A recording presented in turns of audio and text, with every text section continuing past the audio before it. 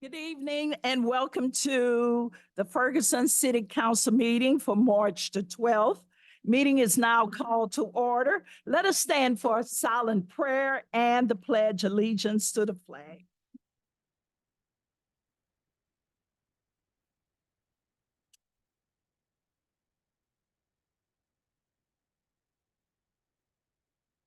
The pledge. I pledge allegiance to the flag of the United States of America and to the republic for which it stands, one nation, under God, indivisible, with liberty and justice for all. Clerk Pittman, could you please call the roll? Here. Here. Here. Here. Here. Excused.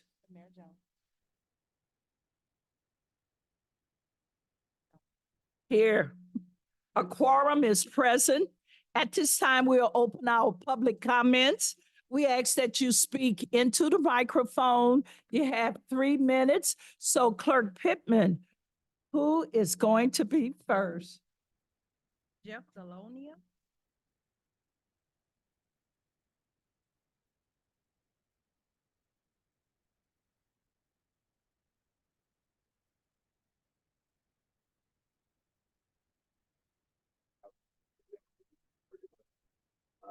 I'm Jeff Bologna. I recently moved here to Ferguson and been appointed to the Parks and Rec Board. We do have a very exciting event coming up that we are needing more attendance for, and it's our adult Easter egg hunt. We're going to be having that not this Friday, but next Friday, the 22nd. All council members are invited. We also have, it's going to be the cities of Bridgeton, Bell Fountain, Ferguson, and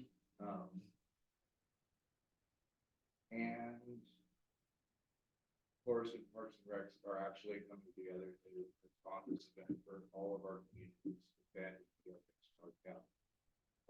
Parks and Rec has a really good board, and all of our members to sit and actively work together to better our community through Parks and Rec. And I would like to remind all our council members that our boards and commissions only work with your attendance to their meetings. Thank you. Thank you.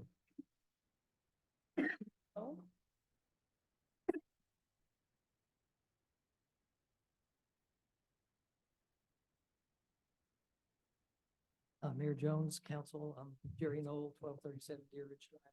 And I'm going to follow up with what he said. Kind of an invitation, I think maybe a reminder. I think you've all already been invited to the Jesse Park Neighborhood Association on this Thursday coming up, 7 p.m. at First Baptist Church. The flyers I've seen say enter by door number 10, which is on the west side, I think, back around the neighborhood. And so I'm kind of inviting you or reminding you as chair of the Ferguson Civilian Review Board, and Chief Doyle and I will be there as guests, and we'll be discussing the relationship of the Civilian Review Board and the Ferguson Police Department, how we work together, what the challenges are, what the roles and responsibilities of the civilian. For anybody that has questions, and that, you know, for anybody in the public that wants to come, it's a time when you can learn about that whole relationship. Like right now, we're under judicial oversight of the Ferguson Police Department through the consent decree.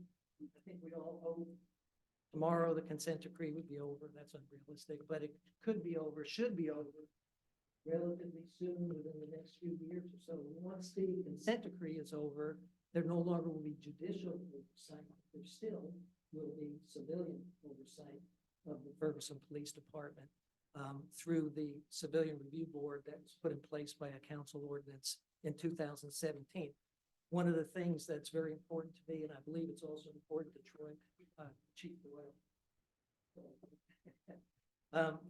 Doyle, that we have the processes in place where the Civilian Review Board and the FPD will work together even after consent decree is over, and smoothly, professionally, and just routinely. I think that's my goal. I believe it's Chief Doyle's goal too. So if you want to learn more about it, come to Chesky Park Neighborhood Association, Thursday, 7 p.m., First Baptist Church, door number 10. Thank you.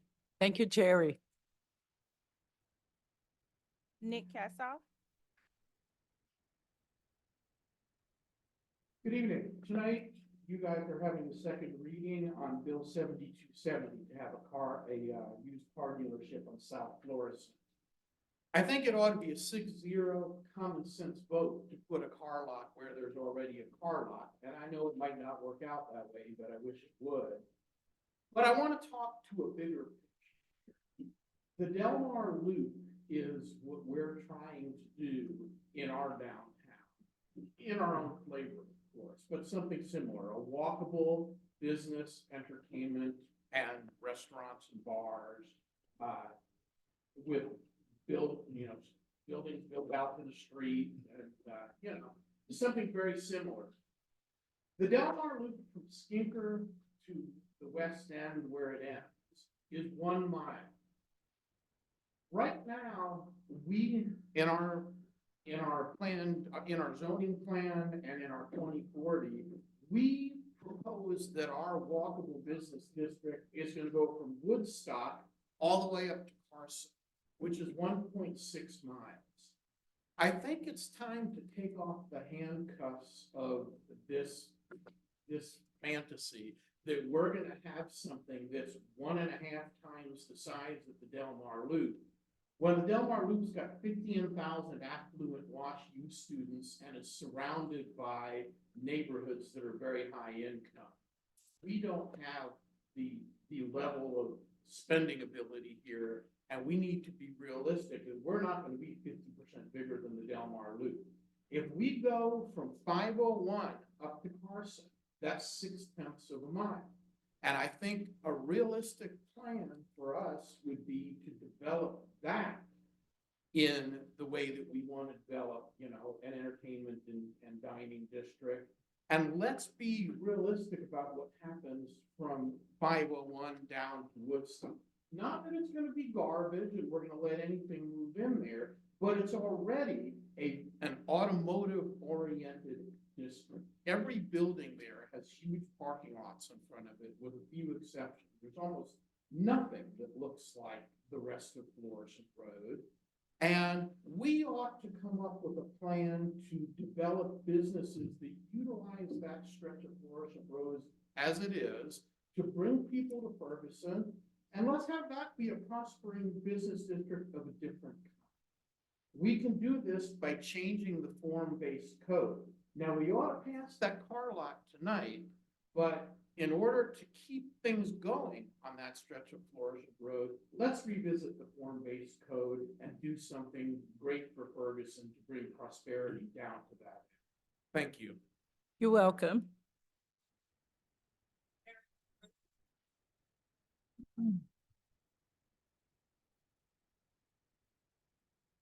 Ms. Brooks, you cannot bring a campaign sign into the meeting.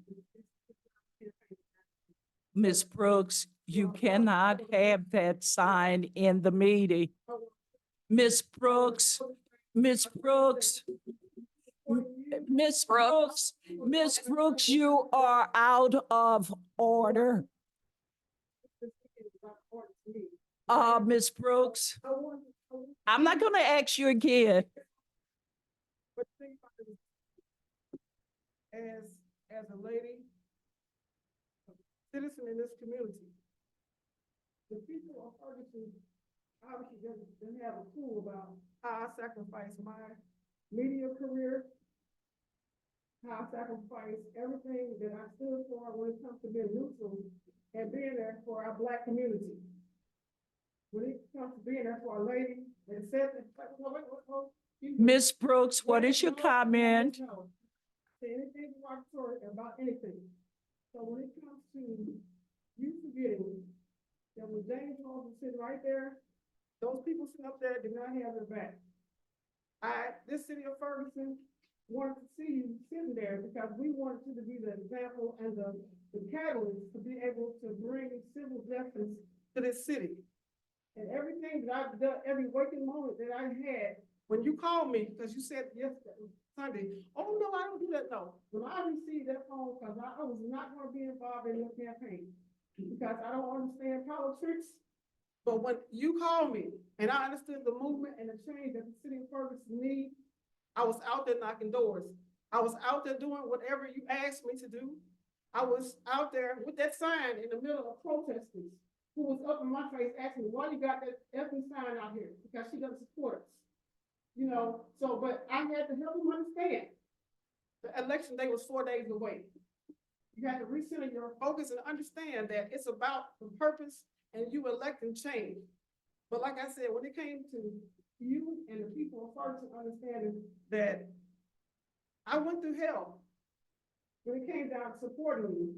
And right now today, as I campaign right now today, I have issues with people asking me, why are you supporting her? But like I said, it was not about you. It was about the vision of the city of Ferguson. That's why I'm running today, because when I ran in person, I didn't have your support, I didn't have your group support. But today, I'm hoping that the people of Ferguson understand that what my son and I have done for this city, it makes a difference. We sacrificed everything that we could possibly have. I had miles smoked saving that bus route. I lost 20 pounds saving that bus route, and it brought monies to your city, which was ungratefully unrecognized by these people sitting up here. But like I said, once again, on April 2nd, I hope that people see our vision that we've had, that we've been a part of to save the city of Ferguson. Ms. Brooks, your time is up. Thank you. Thank you, Ms. Brooks. Thank you, Ms. Brooks. Your time is up. Thank you, Ms. Brooks. Thank you. Gabriel Cornelius. Yeah, that's what I'm saying. You talk about me, but you never respect me. I sacrifice for you. And Ms. Brooks, your time is up. Do you want me to have you removed? Miss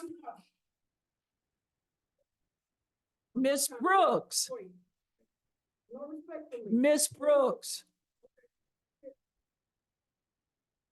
I like to say, as a, Good evening. my name is Gabriel Cornelius. Get older. I get old. I don't mean to sound this, but like, That's my son. okay, like, I used to want to be a politician growing up. Like, I grew up around state representatives and stuff like that, and seeing the deep down inside of it, it kind of disappointed me. Because I used to look up to y'all in a way, and I didn't know how to feel the way I didn't know how to feel when I looked up to y'all, but at the same time, y'all did like us dirty in a way. I know you probably don't feel like that, but in a way, kind of be, because we poured heart and soul in you, because I believed in you in a way, and then when everything was up, you threw us to the side. You'd even like try to like acknowledge us at all, like in any way.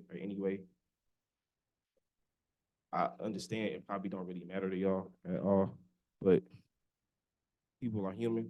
We have souls. One day we're all gonna die. You know what I'm saying? Like, this process, circle of life, at least have common courtesy for a human being, the recognition, at least. Just put that on the heart, put that on your heart or your mind, so that people are looking up to you, children. You know what I'm saying, next generation. And if you set an example of this, it's gonna only get worse. It's not gonna be better. It's gonna set a worse example, and the world's gonna go get like, bad. Can't find them. What you doing? They're gonna do what they put out. Miss Brooks,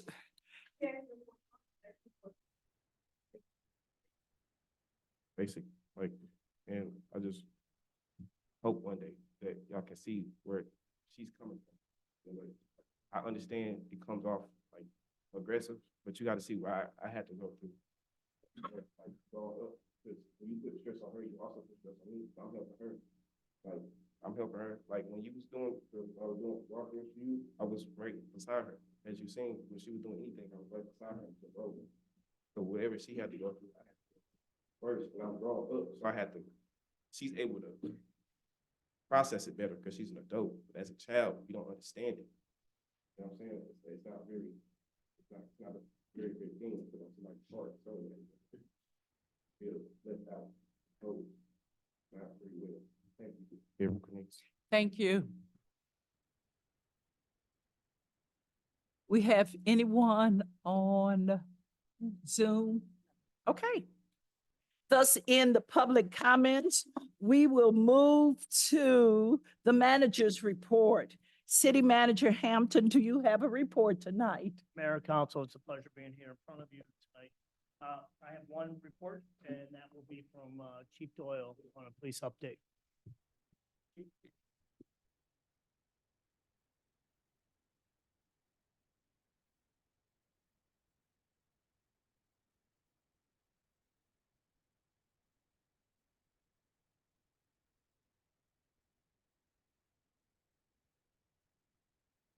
Mayor, members of the council, ladies and gentlemen, good evening. Here to present the report for the police department. So as usual, I'm gonna talk about staffing update, part one, part two crimes. I'm gonna talk about traffic enforcement, internal affairs, and closing comments. Yes, so as you can see, staffing, I think part of that must have got cut out. But anyway, we have 36 officers currently on the police department. As I mentioned, last month, we like 76% staff as far as commissioned police officers. If you're not aware, we just hired the police chief from Capitol Park to be the administrative captain here at the Ferguson Police Department. That individual starts on the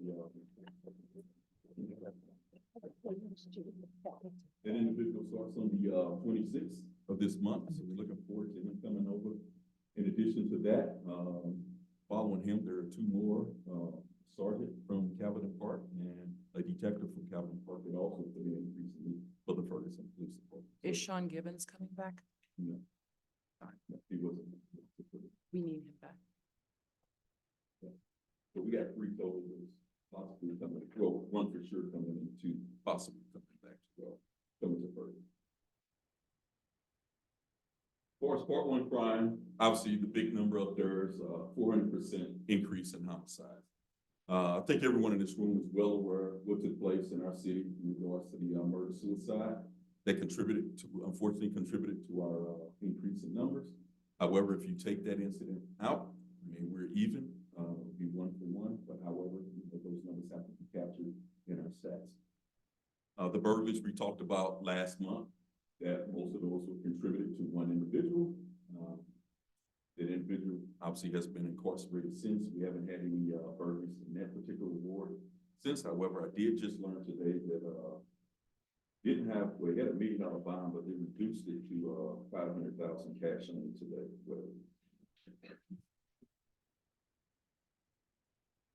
Part two crimes, again, it's pretty static.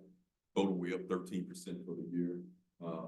One of the biggest things that we're dealing with, not here, just here in Ferguson, but region-wide is park break-ins. We get a ton of those. Our officers chased an individual around town here this past weekend that was involved with a number of park break-ins, Buckley County, Larson. We end up chasing them around. So these issues continue to persist, and we're working with the other agencies to try to curb this issue. This slide represents the traffic citation and warnings for 2024, and it represents the first 2 weeks in February to the 2 weeks following.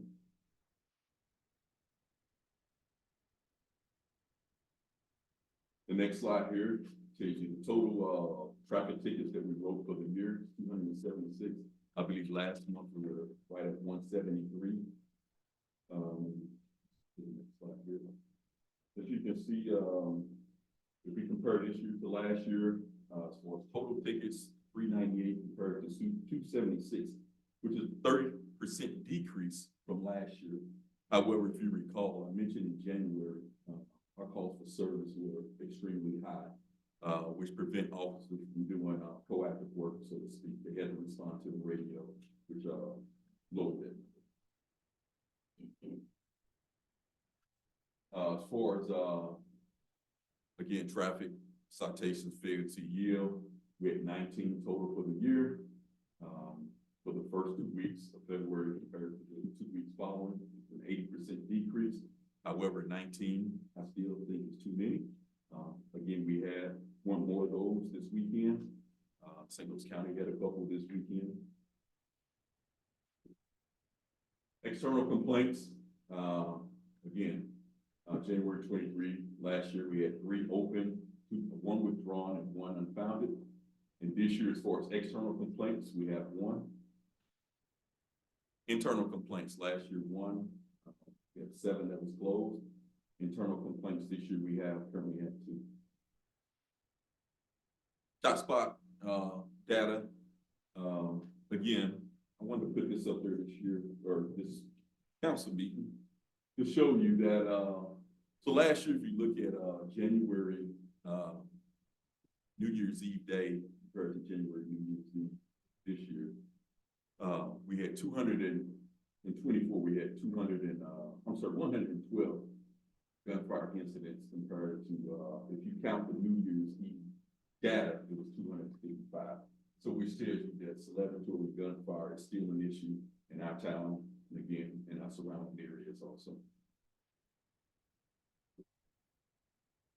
I'll talk a little bit about, since the hiring of our public information officer, our public engagement, social media, things have went up. So 912% as far as engagement, and up 677% in regards to reach. And just a little bit of a definition on that. Engagement means that that's how many people that's actually interacted with either our Facebook, Twitter, or YouTube posts that we put up there. And engagement means that that's how many people that actually get reached. Some people that view it.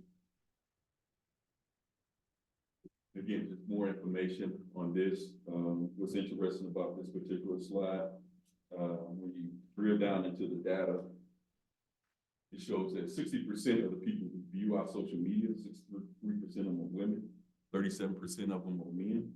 And the average age, or most active age, I should say, is between 35 and 44, and 45 to 54, which is again, this slide depicts some of our engagement that occurred last month. What our PIO is learning is that the more video content that we use, the more engagement that we get on our social media. It's evident in this particular slide. We're also coming out with a new podcast, and essentially, in short, what that's going to consist of is me monthly giving out an update similar to what I'm giving out here at this council meeting. Oftentimes people can't attend these council meetings, but we'll have another avenue as far as a YouTube channel where they can go to YouTube and view it. And also doing that podcast, we'll also invite a guest speaker where we can interview somebody that the public may have some interest in. For example, this first one that we have coming up, we have Rick Gaines, who's the person in charge of the juvenile courts here in St. Louis County. He'll be the first guest speaker. Give us an opportunity to ask him some questions, and I will also solicit questions from our community, so be able to ask him those questions too, so he can respond.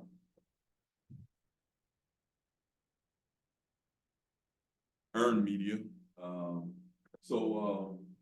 Pat, you may have to let me out a little bit on the slide here. So from my understanding, what earned media, what it breaks down to, so we did a story last month about a fake gun. I don't know if y'all seen that, about the AR-15 or whatnot. KMOV picked it up, but also a station, KTVZ, which is a CNN feeder station out in Oregon, also picked up that story. Making also short, it shows that things that we're doing is starting to get some national attention here too. The car break-ins, KTVI, KSB, picked that up. Vehicle recovery out of January Wabash Park is what we call earned media, where we actually solicited, where we told them this is something we're doing, and they responded out to cover the story. Hope that makes sense. Also, we attended the memorial for the victims of the fire. We attended the Nesbitt Newton Neighborhood, Association meeting. And I think many of our council members attended the, Woodard, Officer Woodward, sworn in ceremony. And her son was adorable. And, Chairman Jerry Knowles mentioned this during his comments, that we have the Jesse Park Neighborhood, Association meeting, this Thursday, 7:00 p.m., First Baptist Church. For Jerry and I to sit down and talk about the collaboration that the police department have with the CRP. Just to educate the community on how to work closely together and how we collaborate on trying to get things done and get through our consent.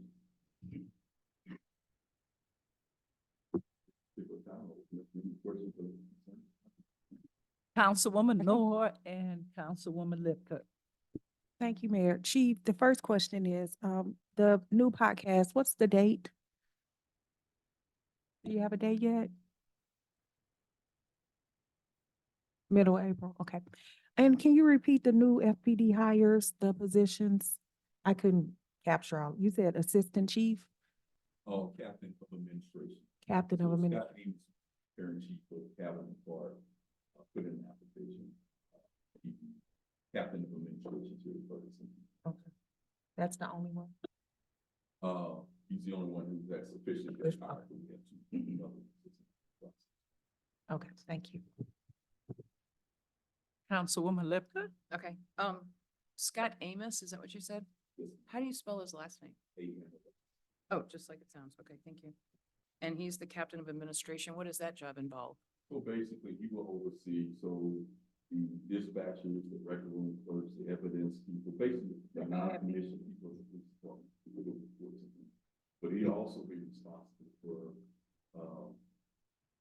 the other critical things within the police department, so emergency operations, putting those things together. Our Regis, CAD issues, body camera stuff, so a lot of that technical stuff within the police department. So he's in-house. He's not on the street. Yes, ma'am. Okay. Yeah. And then what is Calverton Park gonna do? You took their chief. Very good question. Not sure. Right. But the reason I was gonna say too, and, Ms. Washington, I know how you and I both think we could come up with something really fun, but he already did come up with something fun before you got here, which was Temp Tag Tuesday. And now that the weather's getting better, and you took some flack for it as well, but you know what? Those people are, the people who want to complain about it just need something to complain about. We're never gonna make them all happy, but the bottom line is temp tags are a problem. I would like to see that revamped and I'd like, brought up again. And, a lot of people were like, oh, well, yeah, they only give them tickets on Tuesdays, apparently. Maybe we change that logo a little bit and say temp tag Tuesday, but other 6 days we're watching you too. Something, and maybe have eyeballs on the thing, watching. But I think we need to keep this going the way you're going. And I would like to also just at this moment, take an opportunity to tell you, I'd like to sit down with you and work on some youth situations. We've had too many violent things happen in the last 7 days in North County. We have a child dead today because of a fight. We have another one that's probably going to pass away. Unfortunately, I'm praying hard she doesn't. But we need to get ahead of that before it comes to our doorstep. So I'd like to sit down with you, some ideas I have. City Manager.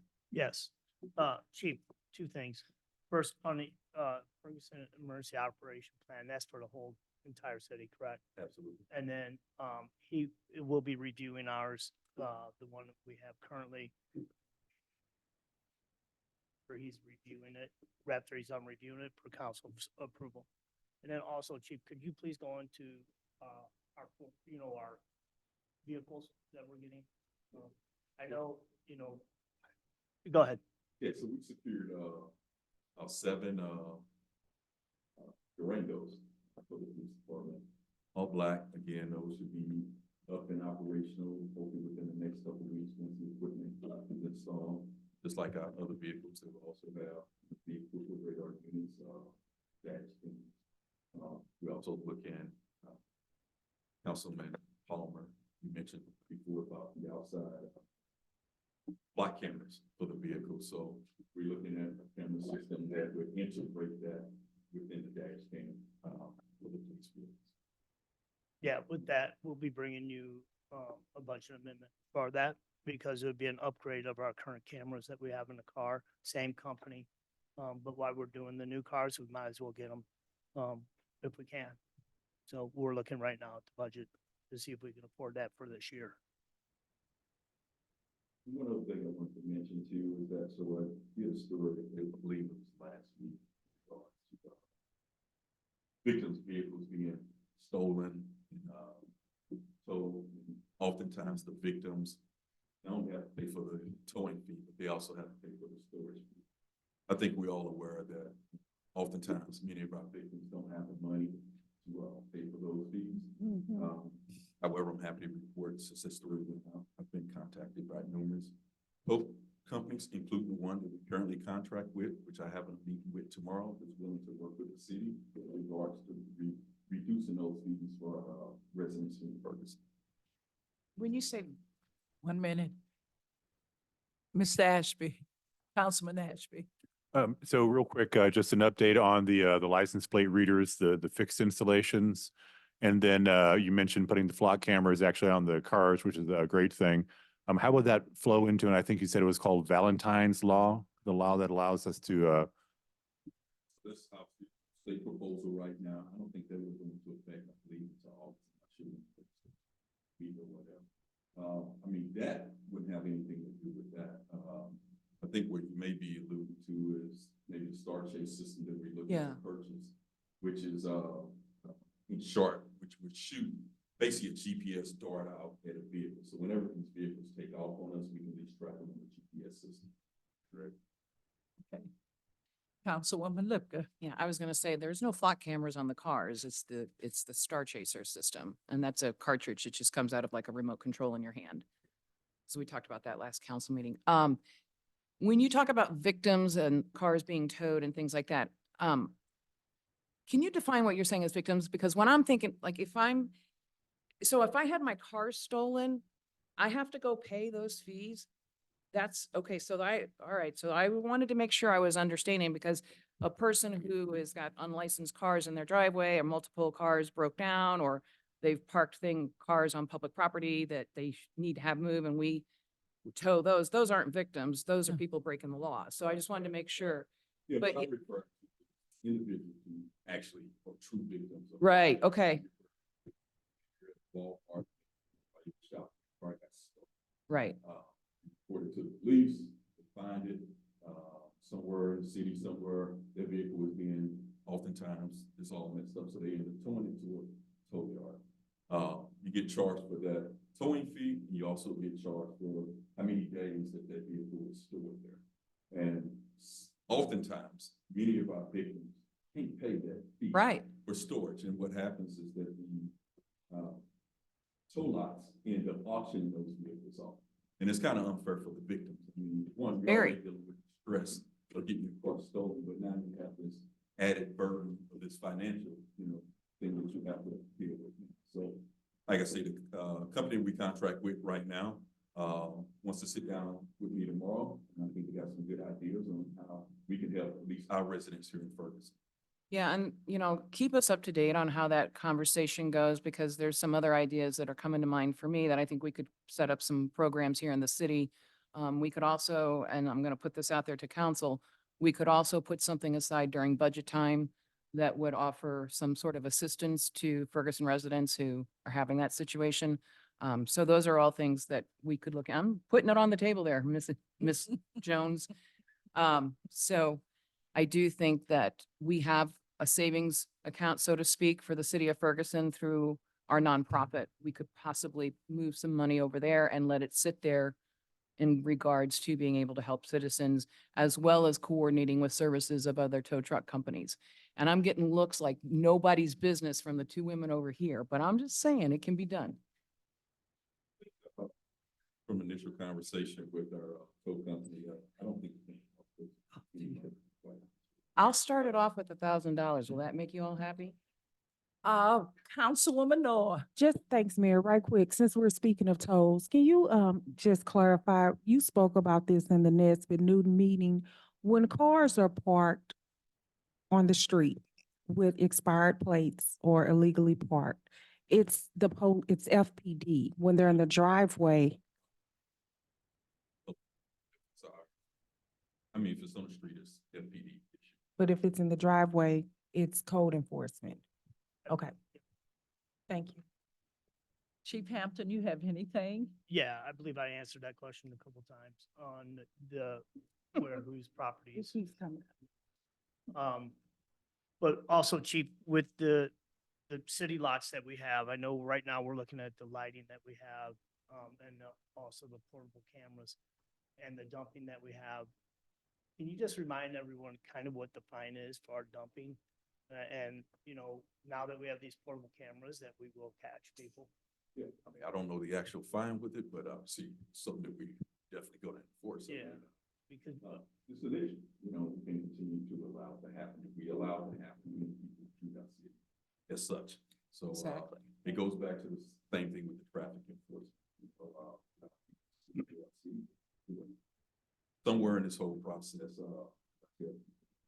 the end of the day, we have to.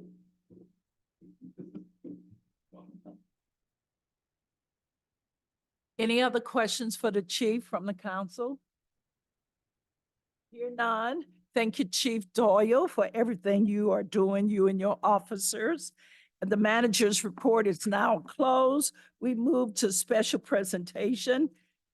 City Manager Hampton, you have someone for special presentation.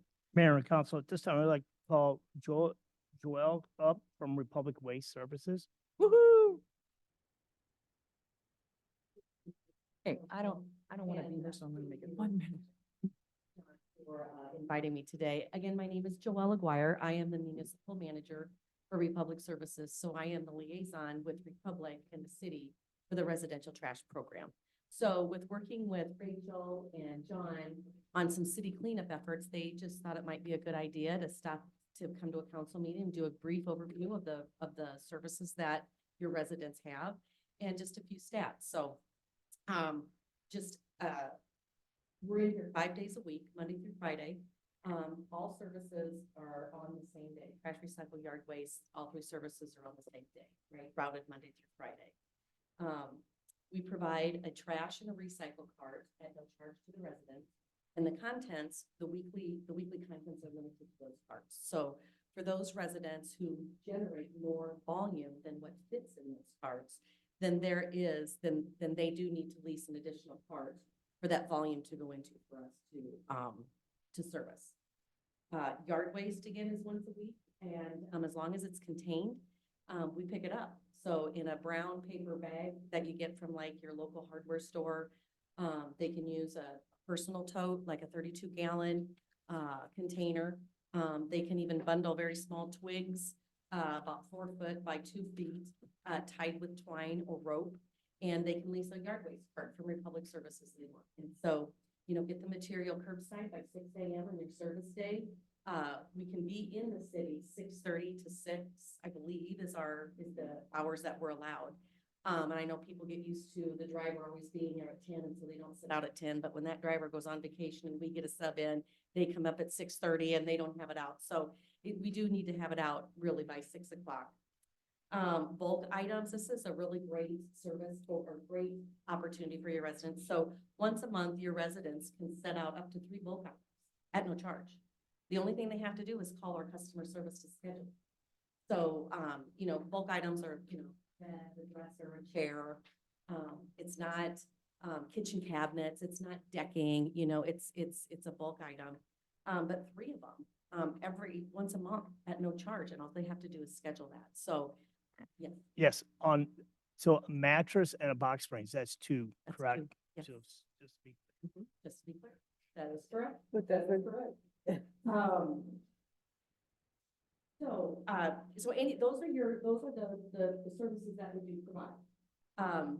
We have 5 drivers in the city, and they are fairly young. So we have 5.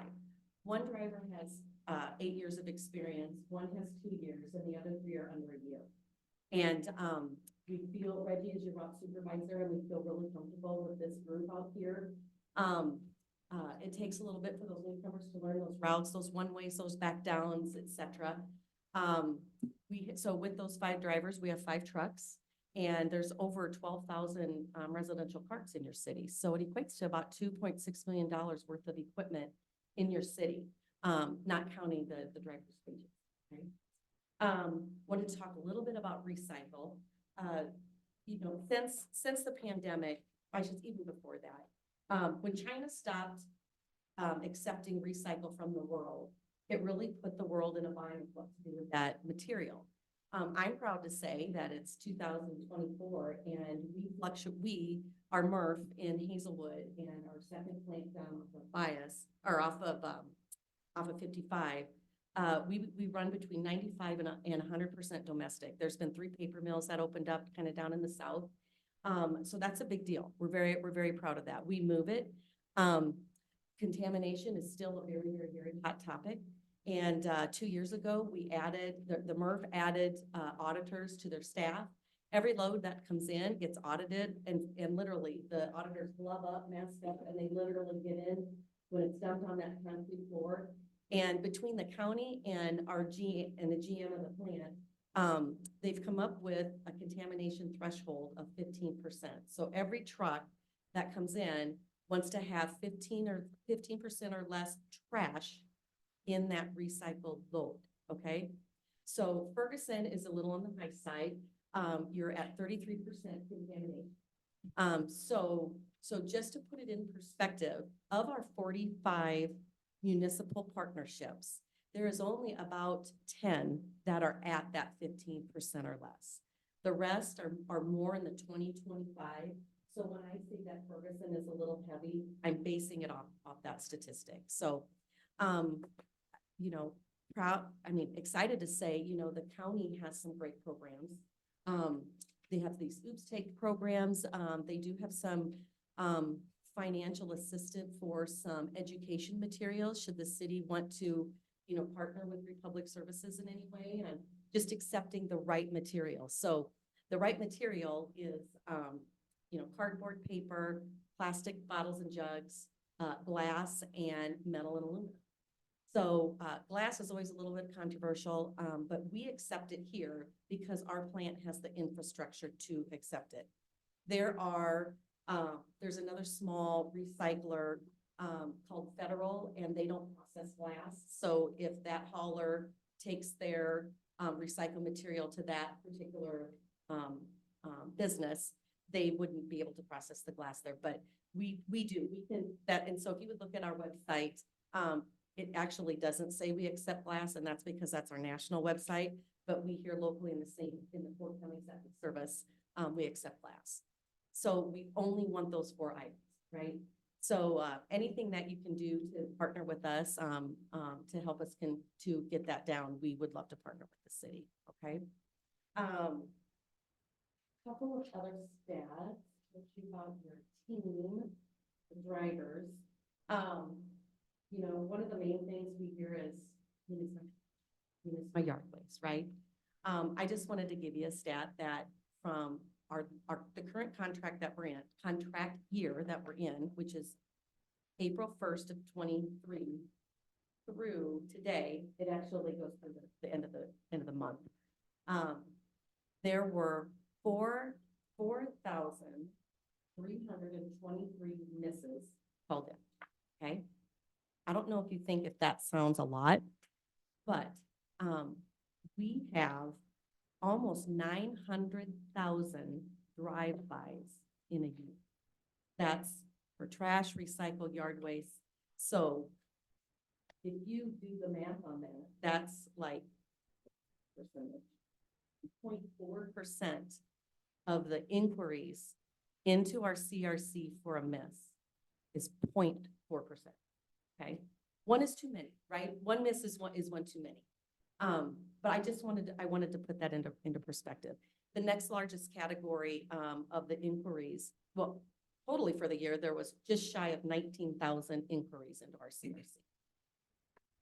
The next biggest one is billing. We individually bill the residents on a quarterly basis, and residents aged or 62, let me do it. Resident age 65 can receive a 50% discount. And, all they gotta do is call call our customer service and get them. So, we're proud to be your hauler and, excited. And, I also have some more industry data. If you're ever wanting to know how your program compares to your surrounding, neighbors, your other municipalities, I'd love to sit down with you and can tell you what the market rate is and the hauler's behavior, because I tell you what, in the last year and a half, haulers are like, they're just so different. They're not bidding on bids. There were 11 bids last year, and there was a hauler in the St. Louis County that didn't bid on one of them. It's just the environment is just so different, and would love to share that with you. Questions? I know I don't. You two to help her. Okay, let's start. Councilwoman Orr, Councilman Palmer, Councilwoman Lipka, Lipka. and we will finish with the city manager. Just have a Did I quick, miss you? Yeah. Thank you, Mayor. I just have a quick question. So the discount, the 65 and older discount, that's for owner occupied, so renters do not qualify. Oh, okay, thank you. I have a couple of questions. The current contract you said is up April 1st, 24, correct? The next contract is April 1st of 24. It runs through, it's a 5-year contract. March 31st of 27. It was a 5-year contract. The city went up to bid in January 22. Okay. How many properties do you service in Ferguson?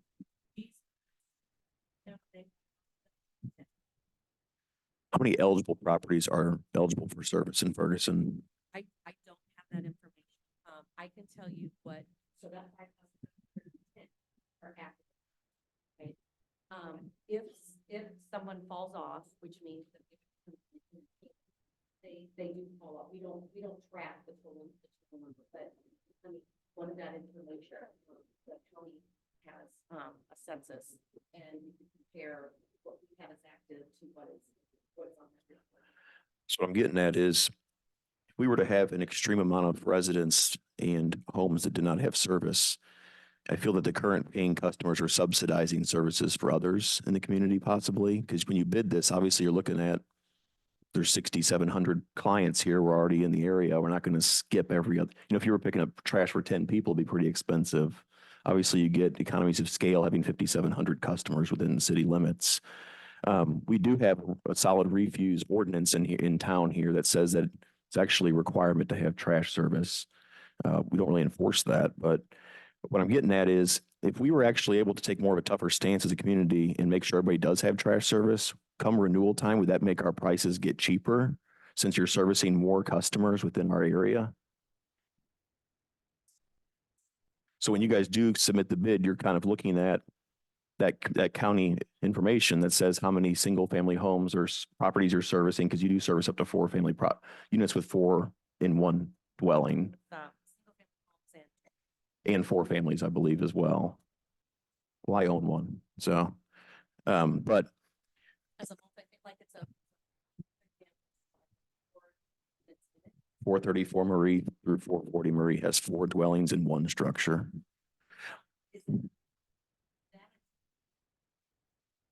I do believe is a commercial. Oh, that's good to know. That'd be good to know. So we're just getting at, when time comes up in 2027, if we were to take more of a tough stance, because a lot of the illegal dumping we were just talking about happens because people don't have trash service. So they'll take their trash and throw it on the ground, or pile up a massive pile next to their house, or take it to the local city dumpster, someone else's dumpster, or, trash can within a park. So I'm just trying to get in that, if the city were to have more available customers, I'd be curious what that delinquency amount is. So maybe the city manager can talk with the county. So I can give you a little bit, though, when they become delinquent, we are notified, and then we do send out a letter to every household at that point, from code. Because there was one time where I think someone took a stroll down one street and there was 7 houses that didn't have trash service. You know, that's kind of shocking. Plus you guys are probably picking it up sometimes, you know, and which is not good for you guys if you're picking up trash for someone who's not paying. So I think the current stance was take their cans away if they're not paying. That way they can't, you know, right. Process and, when, happens, there's process and there's. Right, the carts are removed and then there's a service interruption fee and then there's a fee to redeliver the carts again. Right. Okay, thank you. My turn. So, Ms. Joelle, just kind of going back a little bit to the recycling process, you said cardboard, paper, plastic, metals, glass. And,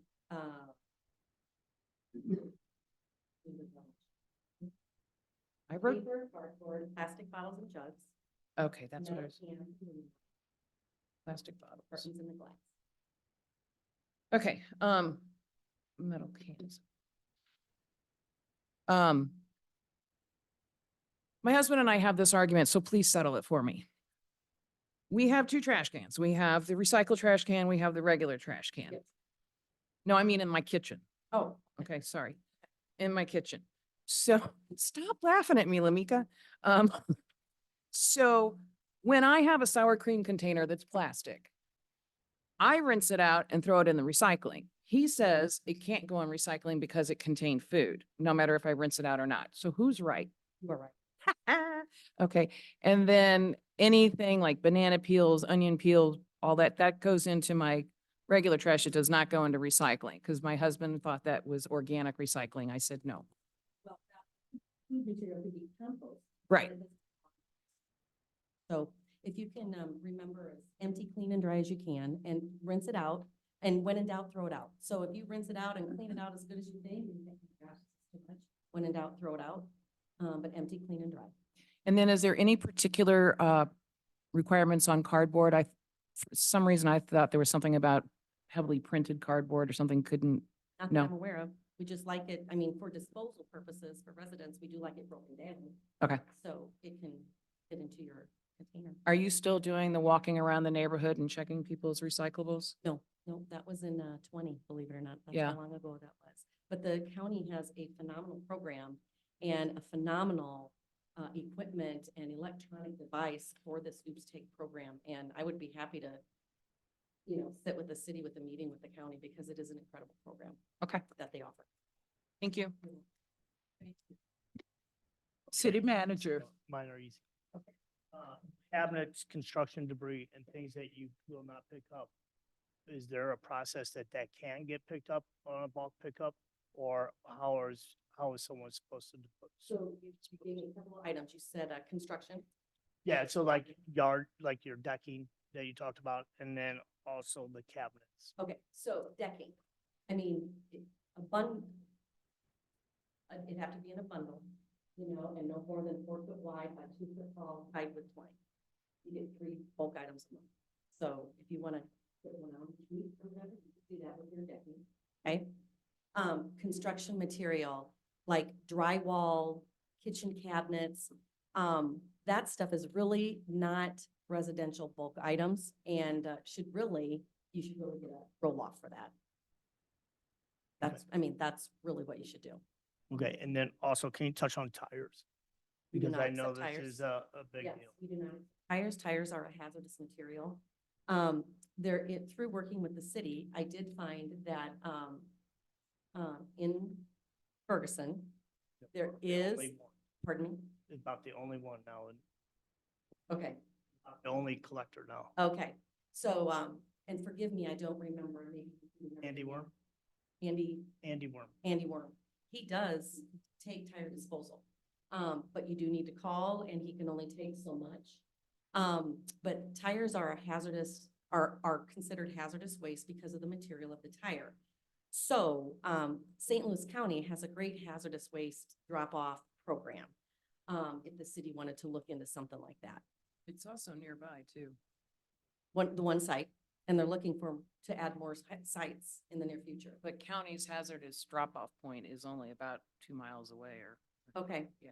Well, they're also looking to make design more in the county to make it, because it's becoming such a concern, hazardous waste. Anything else? The last thing I have is pizza boxes. That is What I the was throwaway, thinking. correct?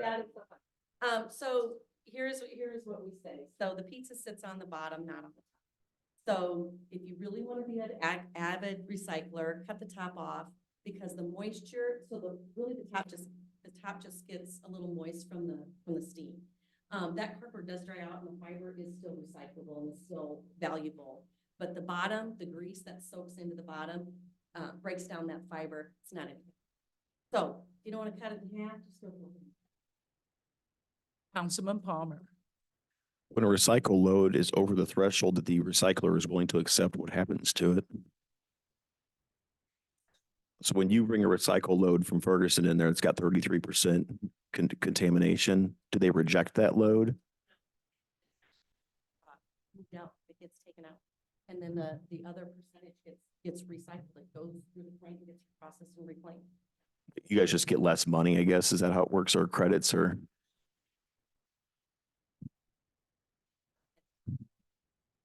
Right. So, I mean, there's a fee there. And then, yes, there is less coming in on that load that does get reclaimed. So if we had better recyclers and more customers, our contract could be possibly less come time renewal. Thank you. So Councilwoman Lipka. So there's also serving the cost of more man hours because somebody has to go through all of that, correct? To separate the trash out? Well, I cannot answer if we have more manpower, because we have put so much infrastructure into that MRF out of Hazelwood, in the last 4 years. I could find out if there's more labor involved there. But the machines do most of it. The auditors are definitely named, so that has been an added, cost. So one last thing, and then I'm done. Could you reiterate for our audience what you want us to do with our plastic Schnucks bags and things like that? Because I know that's another bone of contention. They become doggy bags for us now. Yeah. So plastic bags is probably the most controversial item when it comes to curbside recycle programs.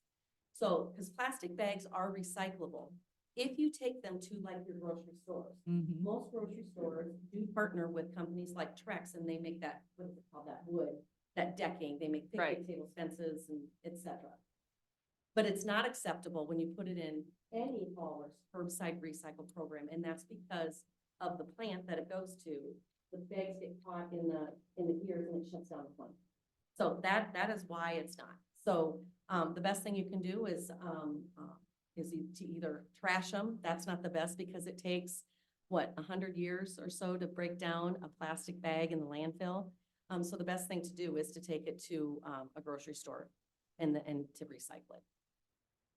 Well, I can also teach anyone who wants to learn how to turn it into string to crochet with. Oh, you know what? The city of St. Charles had a nonprofit group that did do that, and they made mats for the homeless. Yep. So same wavelength there. Thank you so much. And I have an open door. If anyone does not have my information, please let me know. I can give you a business card. Call me, and I can talk trash all day long. So.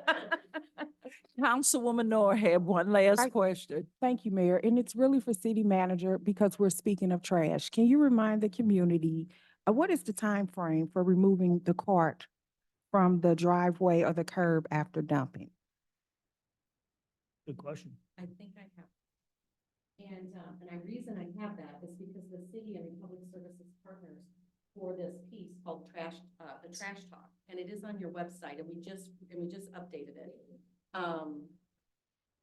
Carts can be placed at the curb after 5 p.m. on the evening before your service day and must be removed by 10 p.m.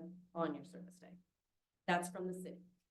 Thank you. Is that what you're looking for?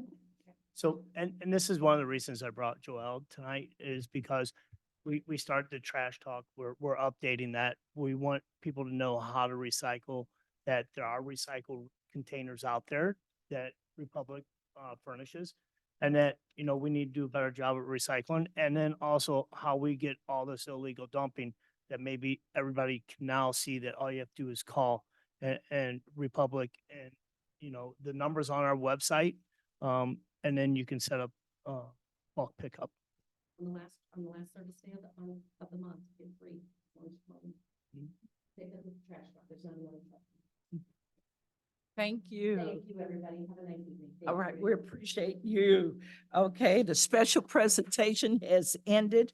We don't have a public hearing for tonight, so we will move to our consent agenda. We have city council meeting minutes, our regular meeting for February 27, 2024. I'm requesting a motion in a second to approve the meeting minutes. So moved, Heather Robinette. Second, Blake Ashby. All in favor? Aye. Any opposed? Ayes have it. The meeting minutes have been approved. We move to our boards and commission meeting minutes. We have the CRB for February the 5th and the pension board for 12/7. I'm requesting a motion in a second to receive and file the meeting minutes. So moved, Blake Ashby. Second, Heather Robinette. All in favor? Aye. Aye. Any opposed? Ayes have it. The minutes are received and filed. We will move to appointments. We don't have anyone to appoint to the boards and commission, but I would like to have a brief conversation about boards and commission. As you know, we had an ordinance that stated that on September the 28th, all your taxes had to be paid.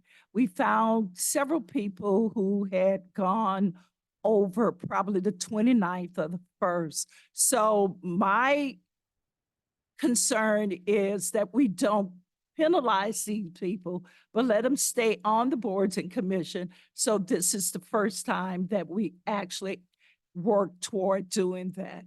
So I would like to hear from the council.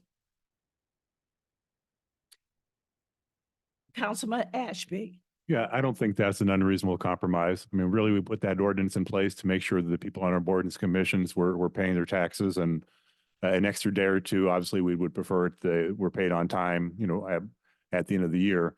But at the end of the day, I don't think it's that bad of a thing, and I think they're volunteering their time, and I don't think it's a bad compromise. So Woman Robinette.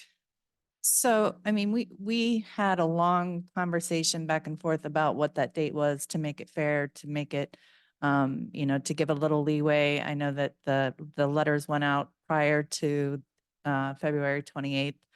And anybody that was late received notification that they needed to pay by the 28th. You know, it's like, why draw a line if you're going to continue to go over it, is my point about that. We all reached a consensus on what that date would be. And I feel that we need to stick to it. Otherwise, you know, like somebody says, what about a day? Then what about a week? Then what about a month? And if we don't stick to the guidelines that we created ourselves, we'll be paying for that for a long time. My 2 cents. Councilwoman Lipka, then Councilman Palmer. Let me just ask a question of the council. We originally said September, then we gave them an extension to February, correct? February 28th, which gave them another additional 5 months. Okay, so first of all, that's a question. Is that what you guys understand as well? We have a No. February 28th, taxes are delinquent after the deadline of February 28th, which that was an extension from our original date. Taxes aren't due to St. Louis County last day, December 31st. Okay, So you can't count from December the 31st to February the 28th as 5 months. no, I was saying if we had originally said September, that would be 5 months. But, okay, so the point is that from the date of the time that taxes are due in December to February, we were giving them almost 60 days. All right, so I'm really torn here because I agree with what Councilwoman Robinette is saying. Why are we making rules if we're not following them? And at what point are we saying enough is enough? I mean, do we go 6 months past due? Do we go a year past due? What is the situation? But on the other hand, some of the people that are in consideration of being delinquent on their taxes are major people on some of the boards that I'm working with, and I would hate to lose them.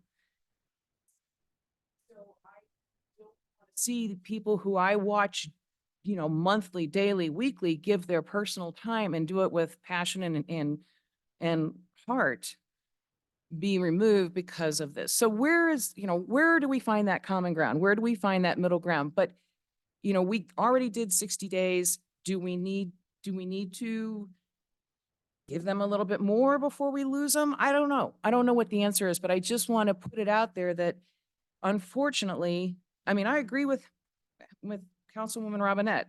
You've got to have a boundary. But I sure don't want to lose some of these people. Councilman Palmer. I was going to ask City Clerk Pittman, last year, we didn't have this conversation last year, but last year you did send out us a delinquency notice. How was it handled last year? So last year, we didn't have as strict the guidelines, right? So last year, we did have the conversation, but we didn't necessarily have how it was going to be done in place is what the problem was. So if I recall, we did have some people that hadn't paid last year. You all had conversations about it.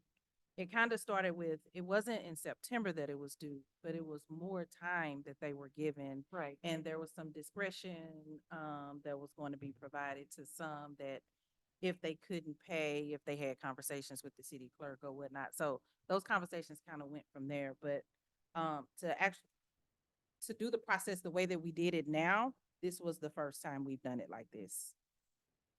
Mr. Seelig, can you tell when the ordinance that changed it was enacted? Because it used to be that they were due the 31st, and we just never had enforced the rule, and then we had a whole work session about it and added the 2 months. May of 23. Yeah, I'm not positive. It looks like it was in August of 22. Exactly. This is the second year we've done this. So doing it the way that we're doing it now. So we had conversations last year about sending out extra emails earlier in the year, making sure that we reached out to them a couple of times. This is the first time we've done it the way we're doing it now. So last year we just didn't follow the rules, right? Last year we reached out to them, but there were so many complaints about, oh, they didn't know and all the rest of that. So to do it the way that we're doing it now, this is the first time doing this.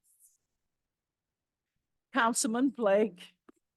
No, obviously we want people to pay their taxes and we want people on our boards and commissions that, care about the city and making their contribution.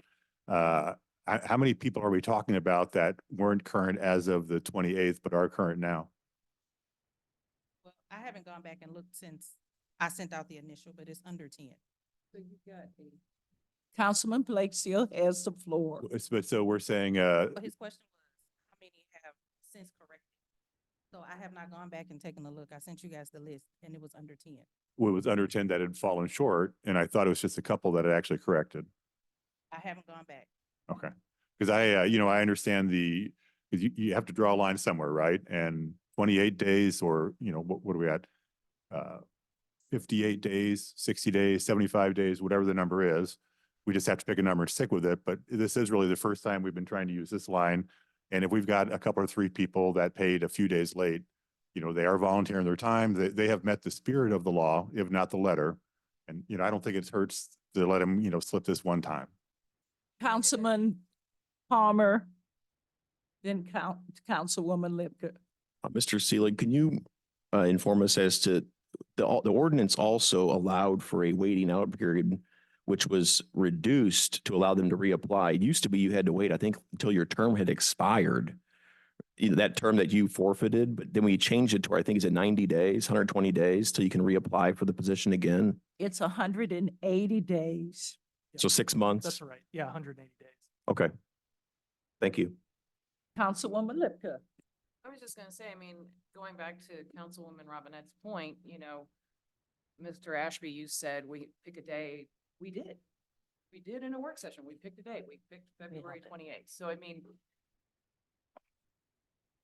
I don't know if this is growing pains. I don't know if this is first year around pains. I know being, you know, as a good parent, you set the rules for your kid. When the kid breaks the rules, you hold the rules tight. The kid learns the lesson, or you don't. And then the kid learns that they don't have to follow the rules because mom didn't hold tight. It's the same thing. It's the same thing. I'm going to reach out personally to my people and ask them if they can get this taken care of. But, you know, the bottom line is we as a council did the work session. We discussed this till we were blue in the face. We walked circles around each other. We came up with this date. We all agreed upon it. It's come up. And now we've got a situation where we've got good people who we are going to have to remove. So I'm just saying we either do it right the first time and be good parents, or we just give up and say, let them run their own companies. Councilwoman Noor.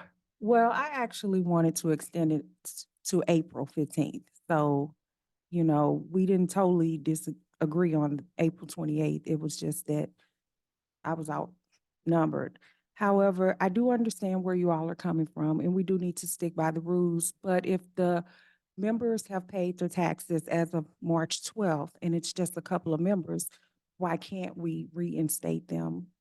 You know, 6 months is a long time to wait, and we all need support on the boards and commissions.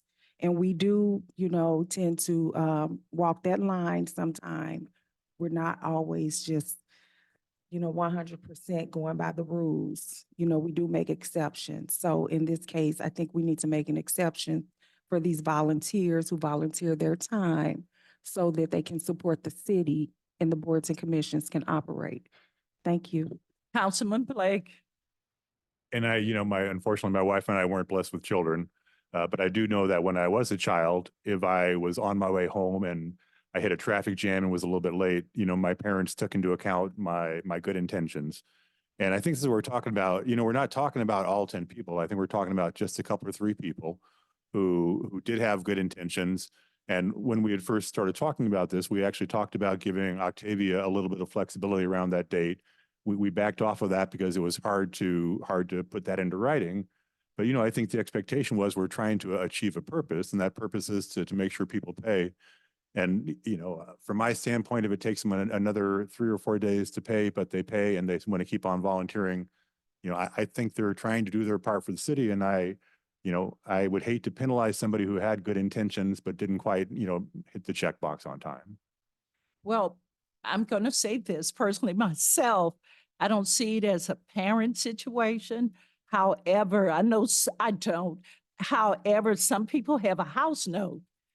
And if your house note is due and you don't pay it on the 1st, they don't say it's delinquent or shortcoming until the 10th of the month, or even if you have a car note. If your car note is due on the 8th and the check gets there on the 12th, they don't charge you late charges. So there is a grace in everything.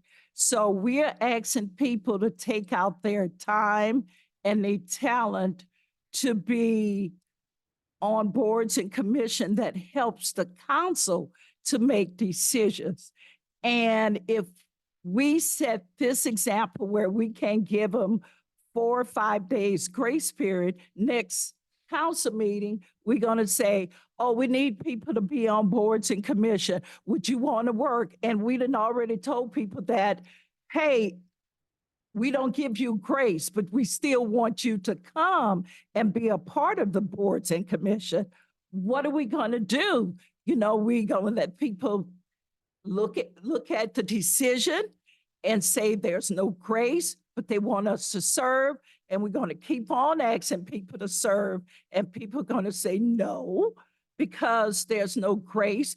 The people here in the city, they are working, they are volunteering to do things for themselves to help the council to best govern the city. And if we can't be graceful enough, then what kind of example are we really going to set? Councilwoman Robinette? We do offer grace. It's almost 2 months. It is 2 months. It's the end of February. The bills are due on 12/31. And we are asking these people to help us interpret ordinances currently on the books. We're asking them to, if there's a special use permit, we are asking them to look at the letter of our law. And how can we ask them to do that if we don't hold them to that letter of the law? Councilwoman Lipkett and Councilman Ashby, and then So I think, as we're sitting here talking and, and by the way, Mayor, when I used the parenting analogy, it was just that an analogy. Okay. So, I think we've kind of answered the question here. So taxes are due on the 31st. City of Ferguson says, we want you to have your taxes paid by the 28th. I also know that what Mayor Jones said is correct. There's a grace period. There's usually like a 10 to 12-day period to get your house note in, get your car note in, get your credit card bills in. I think what we do, and I agree with Councilwoman Robinette as well, that time period from December to 28th was originally designed to be their grace period. But we have it in an ordinance, we have it in writing, the 28th is our cutoff date. So let's stick with that. Let's say, I don't care what the county does, I don't care what the government does. Ferguson says, on February 28th, your taxes are due.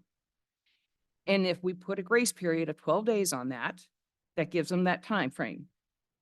After the 12 days is over, then we go to the mentality and the direction that I think Councilwoman Robinette is giving us very succinctly and correctly.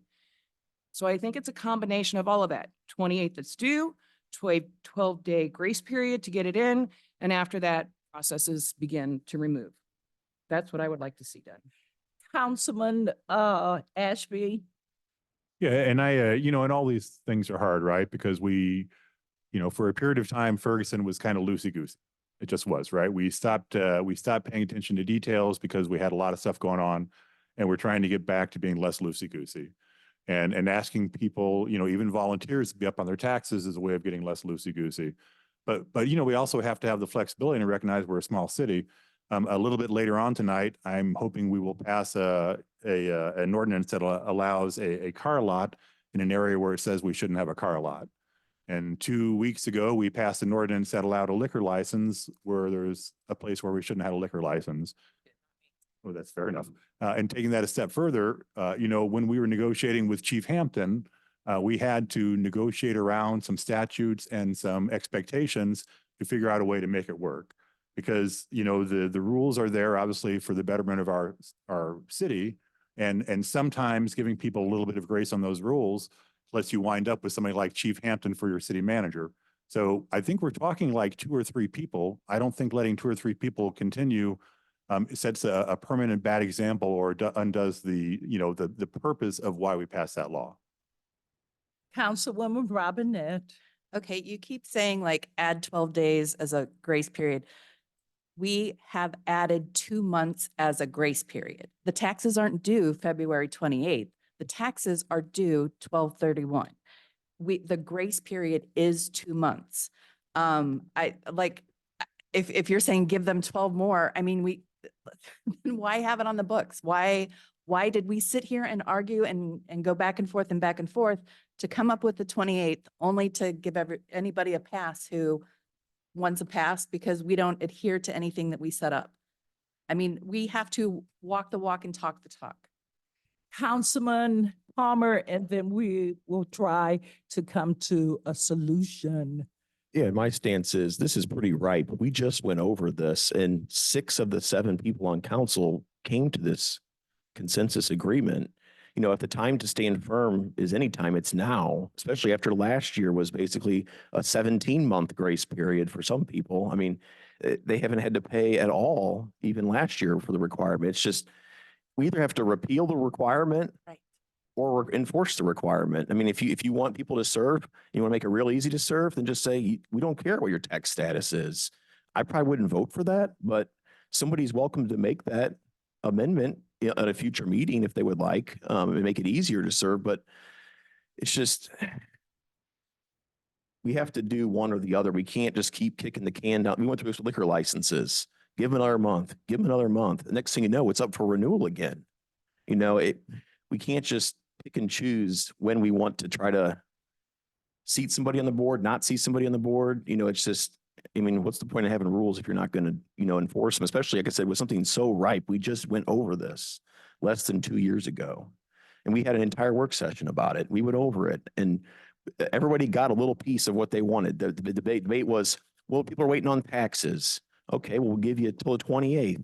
Just because tax returns don't come till March 15th doesn't mean we got to give you 15 more days that year. I mean, it's just, there was also talk about how long do they have to sit out. We put a carve out in there where you can come back on if you wait out for a little while and pay your taxes. So, I mean, there's even another grace period where you have to sit out, but you can pay and get back on again, where I think previously you had to sit out the entire term of your seat, like the time that seat had left. So it's just, we got to pick one or the other, but I don't know if a 12-day thing is going to help us anymore. We're going to be in the same boat doing the same thing next year. I mean, it's going to be the same thing over again. I mean, 12 is a pretty arbitrary number. It just happens to be today is the 12th. You know, it's just, so that's how I feel about it. Okay. Kind of kicking my own comments, because I am going back and forth. I see both sides, so I'm very torn in that regard. But, you know, yes, I said the 12 days. Yes, I understand the grace period concept. We have it in our financial institutions all over the country. I also agree with what Councilwoman Robinette said and what Councilman Palmer said. The other thing I would also say, leaning toward their point, out of these people, 4 of them are business owners. So if they're late on us, they're late on everything. So, I mean, it's not like we're being the bad guys. These are business owners. They know better. Councilman Ashby. I think it is possible to allow 3 people to stay on the boards without upending everything we've done. And we have achieved the intent of the law, which was that our boards and commission people, pay their taxes on a reasonable time. Yes, I would prefer everybody paid by the 28th. When we had the conversation, we didn't kick around different dates. We talked about 2 months. We talked about 60 days. We talked about allowing it to be a grace period. I just don't think the whole thing collapses if we let 3 people stay on the board when clearly they were making a good faith effort to find a way to pay their taxes. I think we ought to let those 3 people stay on the board because they were trying to do the right thing. Sometimes it just takes a little longer to do the right thing because we all have complicated lives. City Clerk, let me ask the attorney. Can we put a motion on the floor to keep the 3 people? Do we even know it's 3? Or Yes, yeah, you can put a motion on the he, Uh, it's So less my than question is, 10. Go ahead. Are we doing it for the person or are we doing it for the process? The 'Cause You want to process. know the 3 people, but I don't want to use their names, but We don't want to do that. I'm just saying we have 1, 2, 3, 4, 5, 6 listed. There was 2 resigned. We have 6 listed, and then you said you didn't have the paperwork in front of you to tell us exactly who had paid in the meanwhile. So we're shooting in the dark here, folks. I mean, anything we do tonight without the proper information is just a waste of time. So we might as well get the proper information and bring this back to the floor next council meeting. well, that was, Councilwoman, that's why I was asking, are we doing it for the person or are we doing it for the process? Process. Because if you're doing it for the process, then I don't know that it's necessary to know who the individuals are at this time, if we're looking for them to be done by a certain date. Well, if we're doing it for the process, we haven't decided on a process. Councilwoman Robinette. I would like to make a motion that we adhere to the process that we agreed upon last year, that the 28th is the day and we enforce it. That is my motion. Is there a second? Second. Are you ready to vote? Clerk Pittman, could you call the roll? Aye. Mayor Jones, Nay. Councilwoman Lipton.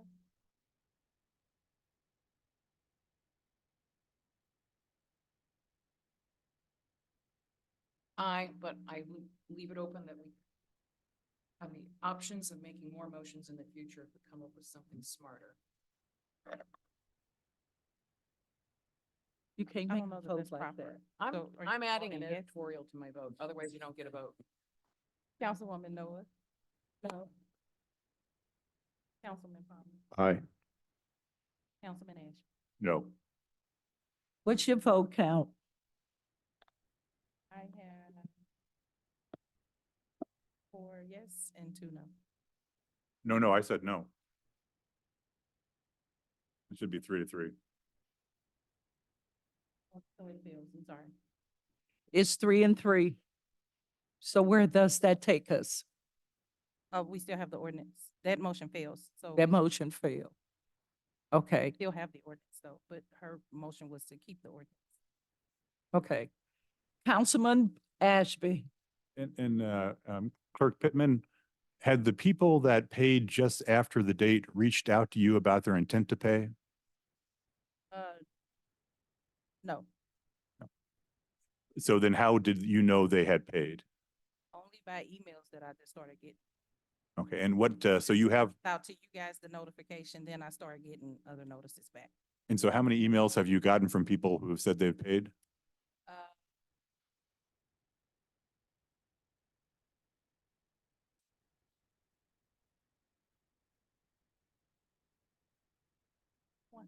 So we're really just talking about one person here. I only have one. And I know we're not trying to do people, but if we've only got one person, I don't know the answer, right? It doesn't bother me to keep somebody as a volunteer if they had a good intent to pay and for whatever reason, the check didn't clear. I don't think it's that bad to have a little bit of a grace period for people that, clearly are trying to do something for our city. No, based on those that have contacted me, based off the emails and communication that I've gotten from council, there's more than one, but only one has contacted me. Well, and so, Councilwoman Lipka's point was, if it's two people, it's one thing. Are we changing the policy to say that if somebody has contacted you before the date with a plan to pay, does that give us an extra week? I mean, we've got to pick a time or pick a line somewhere, but it'd be interesting to know how many people were trying to pay or had intentions to pay and for whatever reason didn't do their check-in for an extra couple of days. 2 months. 2 months. I love it. I understand, but if people are showing a good intent, I just don't think there's a material difference between 58 days and 60 days. I just don't. Councilman Palmer. Another caveat you run into is the two people that resigned, they resigned because they knew they weren't going to pay their taxes in time. They still haven't paid their taxes or, they're not. But if they knew we were going to give 12 more days, maybe they were going to, hey, like- you know what I mean? It's just, Mhm. it just comes a point where two people said, I don't want to have to be removed. I'm going to resign. They're doing the right thing because they weren't going to meet the obligation that they knew they had.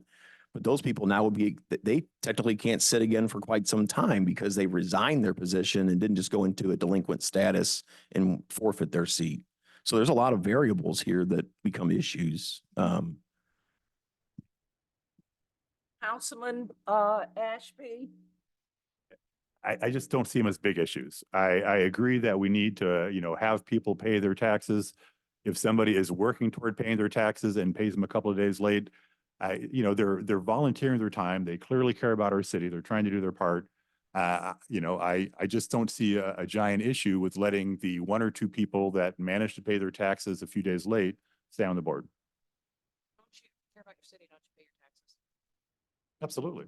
And they paid their taxes only instead of being 50 and 48 days, was it 58 Late. days late, they paid 63 days late. That's the point. They're already late, Blake. I understand. There's- But it's people trying to contribute to our city, and I think we need more of that. And I don't think a grace period for one or two people is going to upend the whole process. I just don't. Councilwoman Robinette. I mean, we have laws on the books, like when you get pulled over from a police officer for speeding, like if you're going 70 in a 55 zone, even the insurance says like, that's too much, like that's egregious, right? I think if somebody wants to be on a board and commission that is impacting our ordinances and how we run the city based on their recommendations, already being 2 months late is a grace period.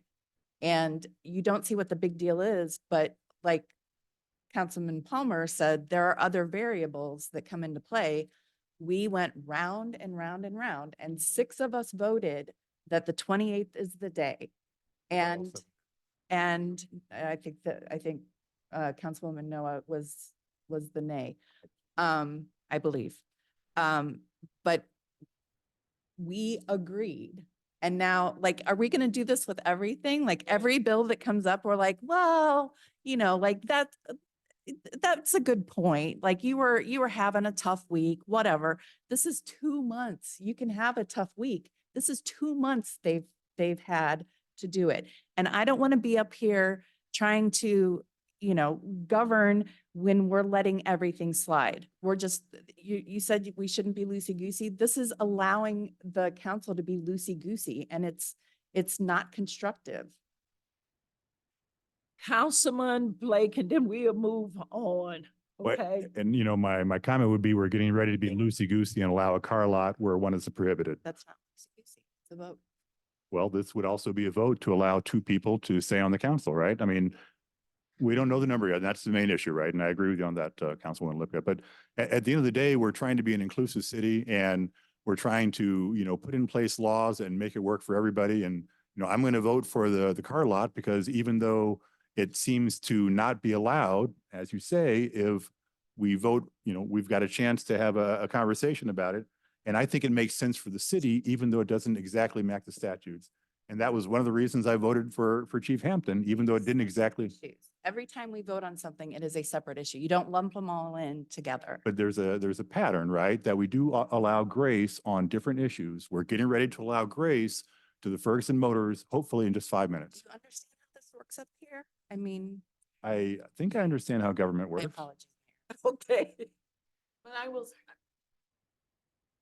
okay, we're gonna move on, okay, I will just, Councilwoman Lipka. I will just say though, we're not clumping things together. I take great offense to that. I think through every situation separately. I don't go, oh, well, okay, we gave a liquor license to this person, so I guess we should do this over here. No, that's not how things work. So I'm not speaking for anybody else but myself, but I will tell you that personally, I did not want to give a liquor license to something that was 500 feet away from a church, because I want to uphold those zoning laws. I want to uphold the quality of family life in our community. I want to uphold all of that. That has absolutely nothing to do with any other issue. That is that situation. It was a situation when we had the thing over there by McClure, South Berkeley. It's a situation with other businesses that want special permits. Every single thing is a separate issue. And we as council members sit here, and our job is to take in everything we hear, keep an open mind, and be willing to hear all sides to make the most educated decision based on what our community asks us, tells us what they want, not based on anything we want or who's going to put my electoral sign in their front window or anything like that. But I will say that when other council members get up here and say, oh, we lump it all together, you are doing a disservice to all of us. Putting your decision-making process on Facebook before the decisions even happened is a disservice to yourself. This is a situation where you have to leave the door open to hear all sides, including your public hearings, including all the people who come with different personalities, different perspectives. You have to leave the door open to change your mind to make the best decision for your ward and your community based on the information presented. Thank you, Councilwoman Lipka. Councilman Palmer, we can't do anything until the city clerk comes back, so Councilman Palmer. I just wanted to say again, like, I was graceful the first 2 years I was on council when this was an issue and this was brought up, and we had a work session. I would feel totally different if there wasn't the history behind fixing the issue. We already worked to fix it. The solution is what we're interpreting again now. But again, it was this same council minus one person. That it'd be different if it was a council that had one sitting person still. 6 of the people are sitting here that spent all this time on this. It's basically unraveling our own work. Right. And that's where I just can't get it'd be totally different if we've been doing this for 20 years the same way, but the grace was the last 20 years. I mean, we let it slide for so long. We cleaned up, we firmed things up, we let it slide again last year. it sounds like, because the ordinance was passed in August. We didn't do this last year, the year before. It was passed in August of 22. So we didn't do this in early 2023. We let it slide.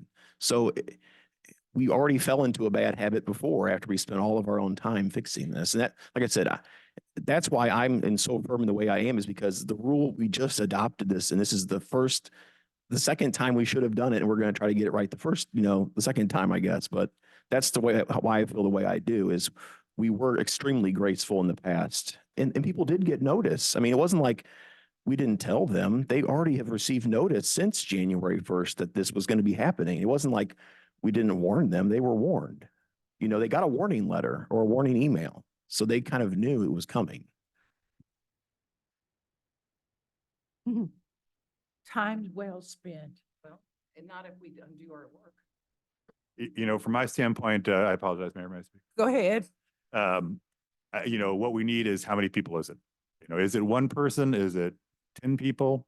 And I guess my comment would be that I don't consider giving one or two people a little bit of grace unraveling everything we've done. Because, and I am newer to the council, but at one point, my understanding was they checked your taxes when they put you on the board, but they didn't check your taxes every year. And maybe that's a misunderstanding on my part. So we are tightening things up. We have, again, we've had people resign because they weren't going to pay. We've had kicked people off that couldn't pay. And if we're just talking about one or two people, I don't think the whole system collapses if we give one or two people a little bit of grace, because while we did pick a date, the spirit of what we were talking about was, how do we implement this procedure in such a way that lets people know we want them to be responsible and pay to the city, but at the same time, allow a little bit of flexibility for the life situations we all face. That's it. So maybe the answer is that we need to just get a firm number of how many people have paid in the week afterwards, and at least have something to work on. Because as you say, Councilwoman Robinette, it comes down to a vote. And if we figure out it's just one person, that's an easy thing to have a vote on, right?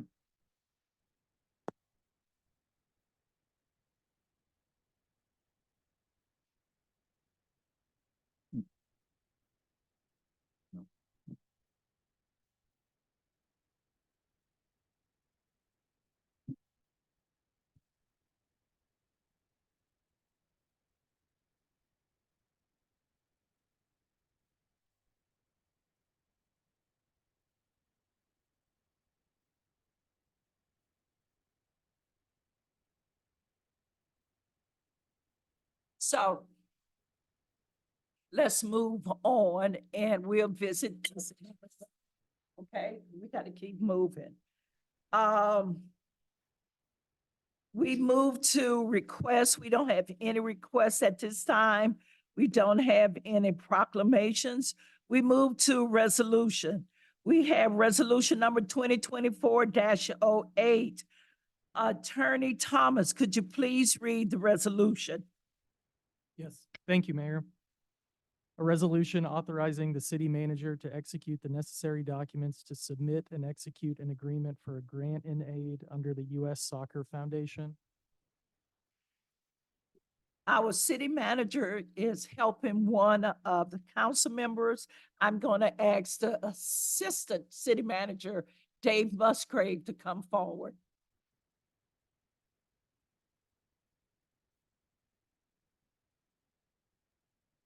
Good evening. This is a grant that came from the Parks Department. It's for a soccer mini pitch to be located in Jacob Plaza 501. It's pretty much funded completely from the U.S. Soccer Foundation in partnership with the St. Louis FC professional soccer team. The city will be responsible for the concrete or asphalt pad that goes under it, and then getting the electric routed to the site. That's it. I think it's a great opportunity for the city. Any questions? Any questions for the assistant city manager? None. Clerk Pittman, could you call the roll for the vote? I don't have the motion. We need a motion. We need a motion and a second. We still have a quorum. That's why I was counting. You have a question, Councilwoman? I'd like to make a motion to pass this. Okay. A motion and a second. Go ahead. You did a motion? I'll second. Second. Now, Clerk Pittman, could you please call the roll? Councilwoman Lipka, Aye. Councilman Palmer, Aye. Aye. Councilwoman Robert Davis. Aye. Aye. Resolution number 2024-08 passes. We don't have any bills for first reading, so we move to the bills for second reading. We have bill number 7270. Attorney Thomas, could you read the bill by title only? Thank you, Mayor. An ordinance of the city of Ferguson, Missouri, granting a special use permit to Michael Quinlan for the purpose of operating a car sales and service business at 829 South Florissant Road, subject to the conditions, restrictions, and requirements set forth herein. I'm requesting a motion and a second to read the bill a second time and place it upon its passage. So motion. Second, Blake Ashby. City manager, do you have any additional information? Do not this time, Mayor. Clerk Pittman, would you please call the roll? Madam Mayor, Whoa, 1 minute. Somebody had a question. Councilman Palmer. I just wanted to disclose that I have an ownership interest in the property while I am not the applicant. Okay. Now Clerk Pittman. I do have a question for Mr. Seelig. Okay, don't call the roll yet. Councilman Palmer has a question. What is the requirement for this bill to pass as far as votes with the 5 people here now? So like all ordinances, it requires a majority of the entire council, so it would be 4. We still have a quorum. So 4 present or just a majority of who's present or majority? Majority of the entire council, so 4 out of the 5 would have to vote in favor Okay. of the ordinance. And is it possible for a council member to defer a vote and let others vote before him? I don't know if that's, That would be Octavia. yeah. So you want to, if someone can defer a vote? Yeah, just not vote until the end of the voting session.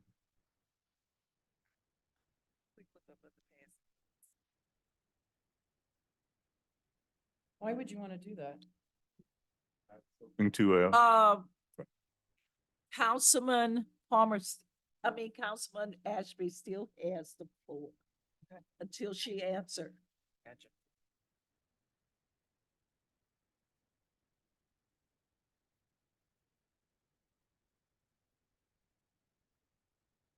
If Blake makes the motion, it starts with him. Right, he made the motion and it does so. If I made the motion. Okay. Oh, you made the motion, okay. He's second, okay.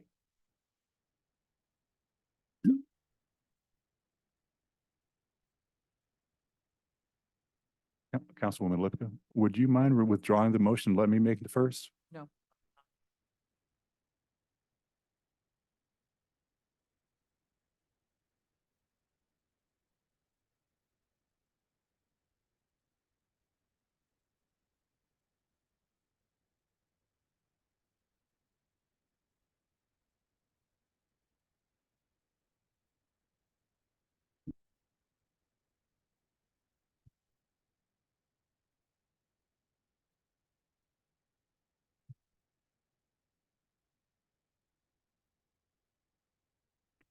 City manager, is she okay?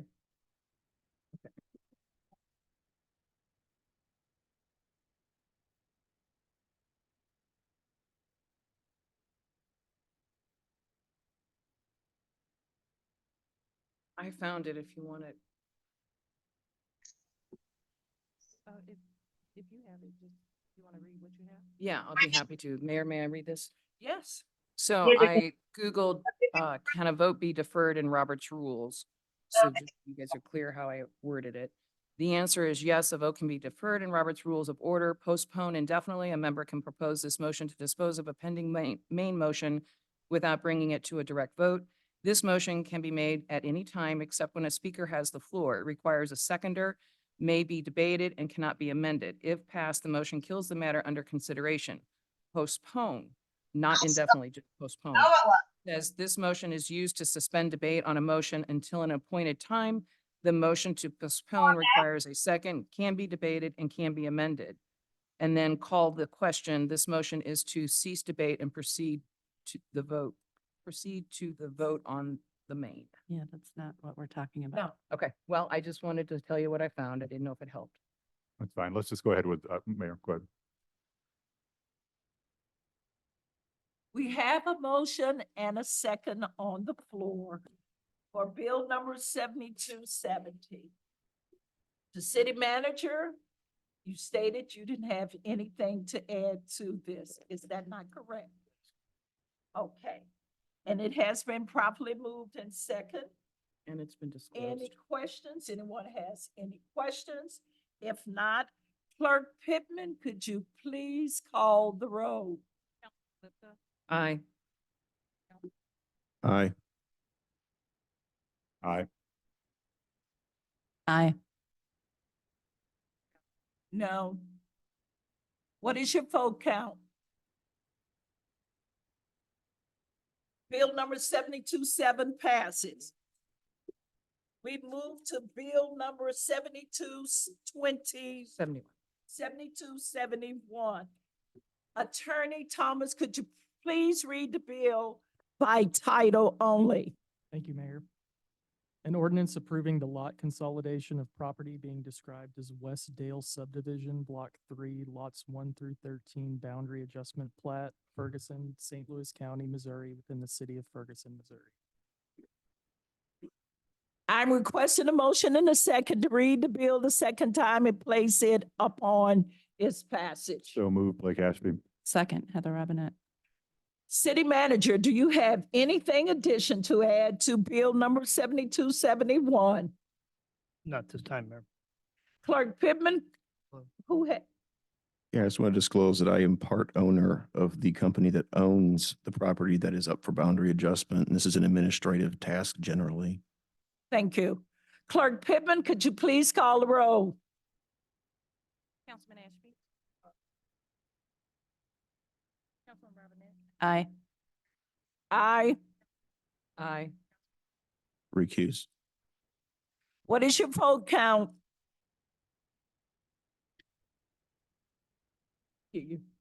Okay.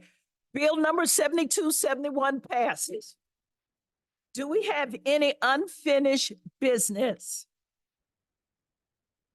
Move on to new business. Miscellaneous. Ms. Nord is ill. Councilman Palmer. One thing I did want to mention, I just realized in new business was, since we don't have this elusive traffic engineer that's referenced in the charter for making changes as far as stop signs or speed limits and stuff, I'm wondering if we're not going to fill that position, maybe we should look at figuring out who that person may be on staff. Because I know there are some areas where there's been some concern about, traffic calming, speed reduction, stop signs, and a lot of it just kind of seems to go nowhere because we kind of been saying, well, we don't have anybody on staff that will approve that. So I'm just kind of curious if we can figure out who that could be in the interim. If that's already not figured in, if we can figure that in. So we did go out for an RFQ permit. We could use high school, or what we could do, but we'd have to amend the charter or the ordinance, I believe, is maybe I can talk to the police department since they deal with traffic and we do have a little bit more expertise in that area than my public works director myself. I could potentially look at Troy to see if maybe he could be the final voice. Councilman Palmer. Like, do you think it might be in our best interest to maybe amend those ordinances to say, if there is no traffic engineer, then the police chief or, somebody who has been designated can make those decisions so that we're not kind of stuck waiting, to do the work we need to do? I can't say if it would be in the best interest. That's really a legislative decision for the council, but certainly it's something that the council could do. Would it be unprecedented to have somebody who is in the absence can act on behalf, or act as, like a second in command, basically? Right, yeah, I'm not aware of any legal authority that would prevent. Okay. The city. I would just ask that the city manager maybe think about who that person or persons may be. Because it'd be good to kind of get some of these things, I know that there's been a couple fatality, or, we had a fatality and some real bad accidents like at South Harvey, at Carson, that's a two-way where people have we've had cars in houses, people die. You know, that's just one example of many. You know, we've had countless emails from suggestions about speed, and, you know, it's good to maybe use the proper channels to get that flowing, where it's going to go to the traffic commission for advisement, come before council, come before police or fire or whoever that may be. Because I do think there are some holes where we need to, you know, fix some things throughout the community where there is some issues. Because I'm not sure if, does our ordinances require that we do have the traffic engineer give input on speed calming, like bumps and stuff? So currently, who is allowed permitting those to happen? So, but we did, since it was on Dade and since it was on Ford, we used Weiss Design Group. And since we are doing with our ARPA funding on the overlay, Weiss Design Group as well. So they're kind of implementing those measures within the current wider scope of things to save money. So even with that, what we'll do is we'll talk to Weiss Design and then still get their thoughts on streets that we can put our own on. Because like I told you all earlier, we want to do our own, be able to put our own down this year so we can spread some more out. Okay, yeah, because the council people could maybe get a short list together, each person where they've had complaints or concerns from residents, and maybe get that short list to you, and then you could get that to whoever that may be to see if they recommend, you know, what their recommendations are or not recommendations are based on what we kind of, you know, sometimes people have ideas, but it's not the greatest. It might not be where we should do certain things, but other times I think it is justified, so. So do I also, so am I also going to get it from the traffic commission as well? I'm not sure how I'm sorry. Historically, has the traffic commission served as an advisory position? Yes. Okay. Historically, you don't have much, because the traffic commission went defunct many, many, many years ago. I got it back up and running last 2 years, and we have a lot of wonderful citizens on there who are really trying to make a difference. We have identified some really key areas that do need major traffic calming, like 2 weeks past. I mean, we're so overdue. But we have been told we can't do anything. We can't, our recommendations, Nick Hassoff is the director of the commission, and he's made, Chairperson. whatever you want to call it, he's in charge. But he's come up here and made recommendations, but we are, as a traffic commission, we are in a standstill and our hands are tied because we keep being told nothing can happen until we have an engineer. So, one of the things I will say is that during the Knowles years, I know Weiss Group did come in on special request to make some decisions or give some recommendations on different things that did happen in Ferguson, not enough, but a few things. And I think that they also gave some recommendation on the speed table that's over there on Georgia. So it has been done, but I like what you're saying and I like what you're doing because Traffic Commission is biting at the chomp to really make a difference in this community, and we've got our hands tied. I'll go to you, then the city manager. So if there's not currently a process, you know, internally or on the books, I'm not opposed to that being developed by staff. You know, it's good to get community input, obviously, but ultimately council has, you know, just like a lot of our other boards and commissions, they have advisory positions, you know, but it'd be good to cover all the bases as far as a flow chart for, you know, EMS, you know, fire, you know, whoever, you know, fire department, police department, traffic commission, and then maybe come back before the council. I'm not opposed to who can make those. I don't care who makes those suggestions as long as they go through the proper vetting process. You know, it could be a resident, it could be traffic commission, it could be whoever. So, yeah, so there, right now, I think it would be best if we did take it through traffic, so let's use our boards that we do have. But my understanding, there has been nothing in writing that has come to me to say, hey, take this to anybody far. So once I get something like that, then I could approach council and say, can I go get an engineer? But I have yet to have been approached to say, hey, we need an engineer. Now, I've told Nick, and I've told many members that, hey, you just can't put a stop sign here. You can't put a stop sign here. We have to have an engineer look at it. But no one has come up to me and say, John, we would like to have maybe 4 speed humps installed here, or we'd like to have this or that. Yeah, that is very true. Have emails, and I'm not So saying, but we can bring the emails. okay. And when the traffic board meets, do they turn in their minutes? Because that should be reflected in their minutes also. That I would, goes to Nick, so I don't know, ma'am. I would assume so. I know we do take minutes, so. So You take your minutes, they have to be turned into the city clerk, and then she bring them to the council. No, I'm well aware of the process. Thanks. I get it, but I can't give you an answer because I don't turn in the minutes. Okay. Okay. Councilman Palmer. So if the council's fine with it, I'm fine with having Chief Hampton figure out some sort of a formalized process that these things can be vetted through before they come to council, because currently there's not really a process. So we're getting people saying, we need this, but we don't want to just make it happen without having the proper channels, that are affected by this, give some sort of input. So What I will do, I will work with our attorney and I will get with the traffic commissioner and Councilwoman Lepka. We'll make sure that we have Happy to. a designated route for this. thank you. I don't have any miscellaneous. Okay. Councilman Ashby. Yeah, I just want to note that one of our longtime residents, Adrian Shropshire, is having some health problems. And so I'm sure would have been here tonight and offering comments.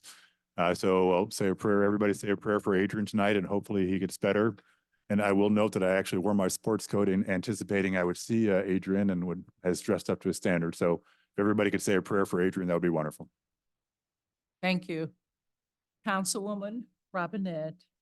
Thank you, Mayor. I would just like to, even though I am trying to enforce what we passed, I completely appreciate the time and effort that the residents do give to the boards and commissions. I didn't want that to come across as that it's unappreciative. I know what it takes to volunteer, and it takes a lot away from families, and it takes a lot away from just your free time in general, and regrouping and sanity.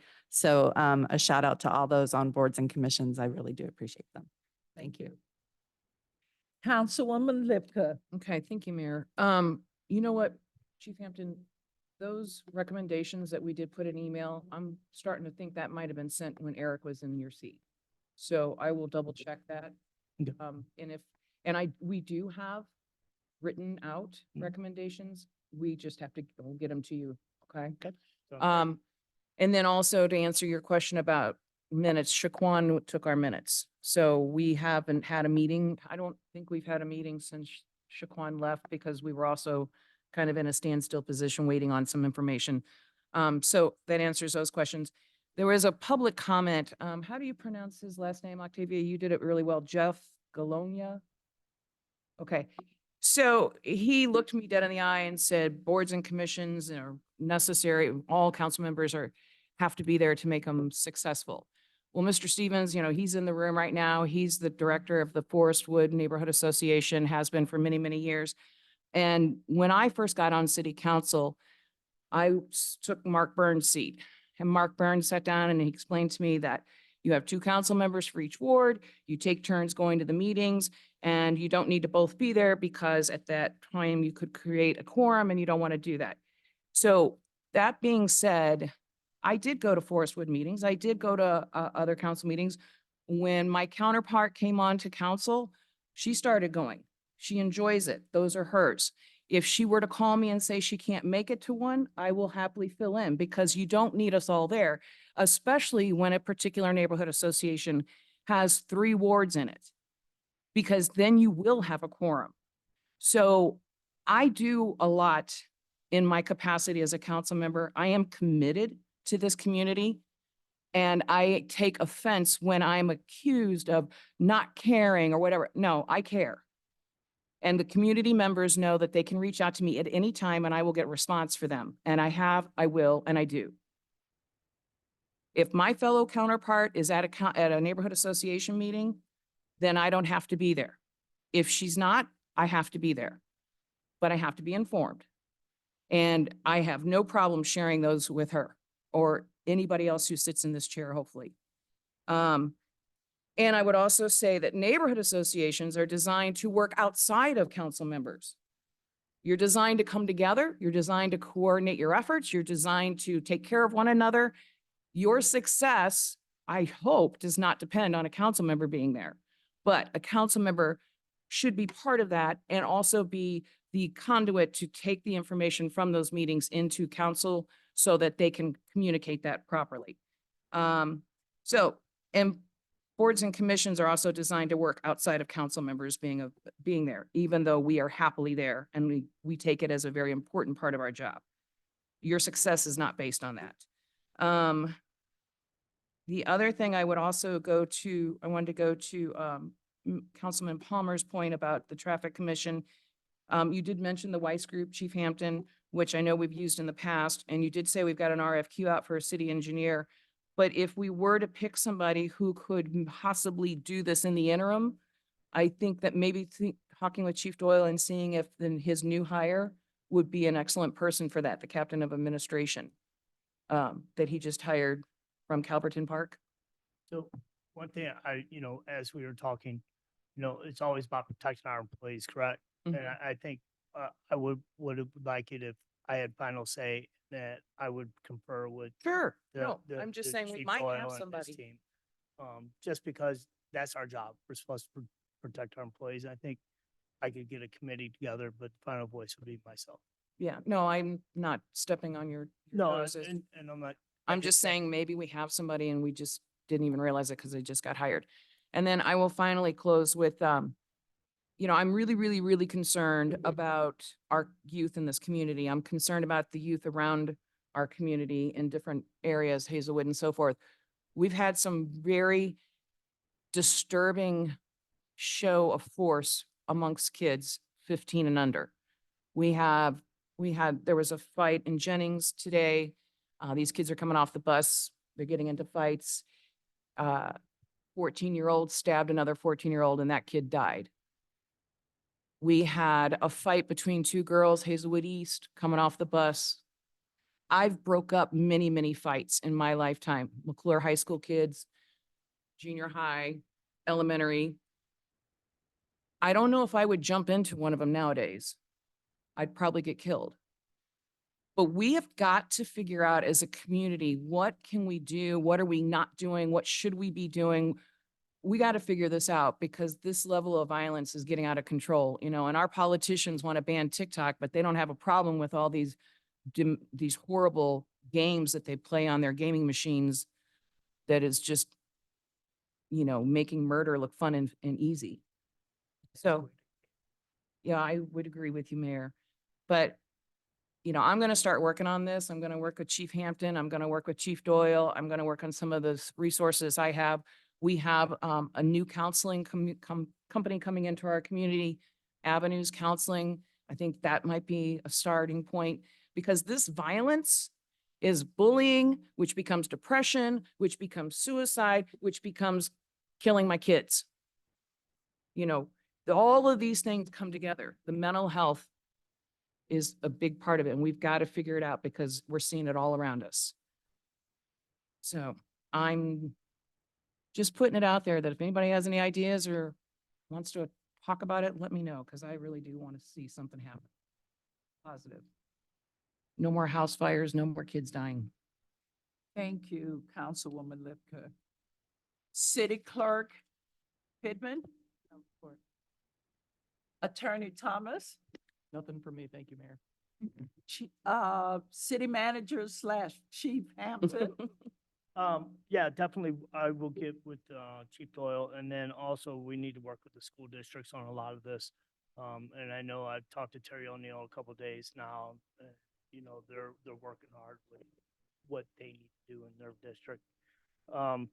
Also, I really want people to know that we are out looking for the people that are dumping. And we have bought a couple more additional portable cameras, and we are going to be putting up some additional lighting in our city-owned parking lots down behind the brew house and also the ones by Red. So we will be increasing the lighting there. Hopefully you'll see it this week. Thank you. I have some extra disco lights for my DJ equipment that they could go off when they step on something.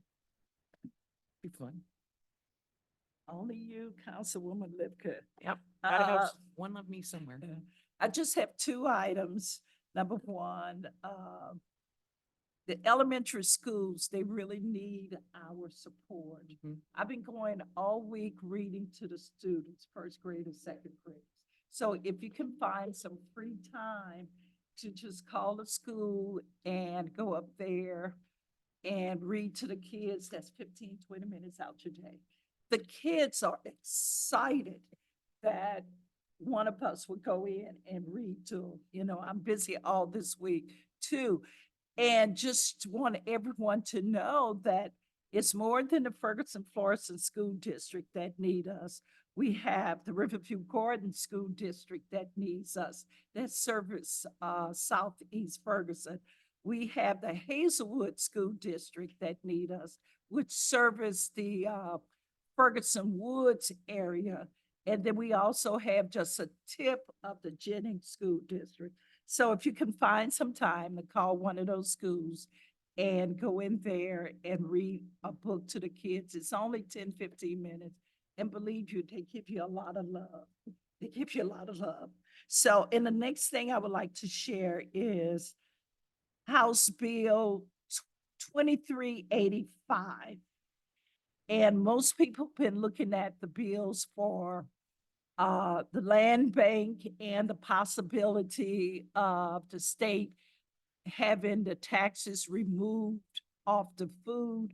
A lot of interest and a lot of work has been put into those bills, but this bill has come up and no one seems to know about it. I got a couple of calls that people have asked me to share, and it's House Bill 2385. And I quote, "It gives landlords the power to deny tenants housing based on a federal voucher, including Section 8. This new bill could leave a lot of Missouri families without a place to stay." So call your state representative and ask them to lobby against House Bill 2385. That's all I have. So they could say no to somebody who's a Section 8 voucher? Yes, if this bill passes. No. Yeah, you can. But this bill is in the House right now. At this time, I would like to request a motion in a second to adjourn. So moved. Heather Robinette. Second, Playashin. All in favor? Aye. Any opposed? Ayes have it. We are adjourned. Did you hear about California?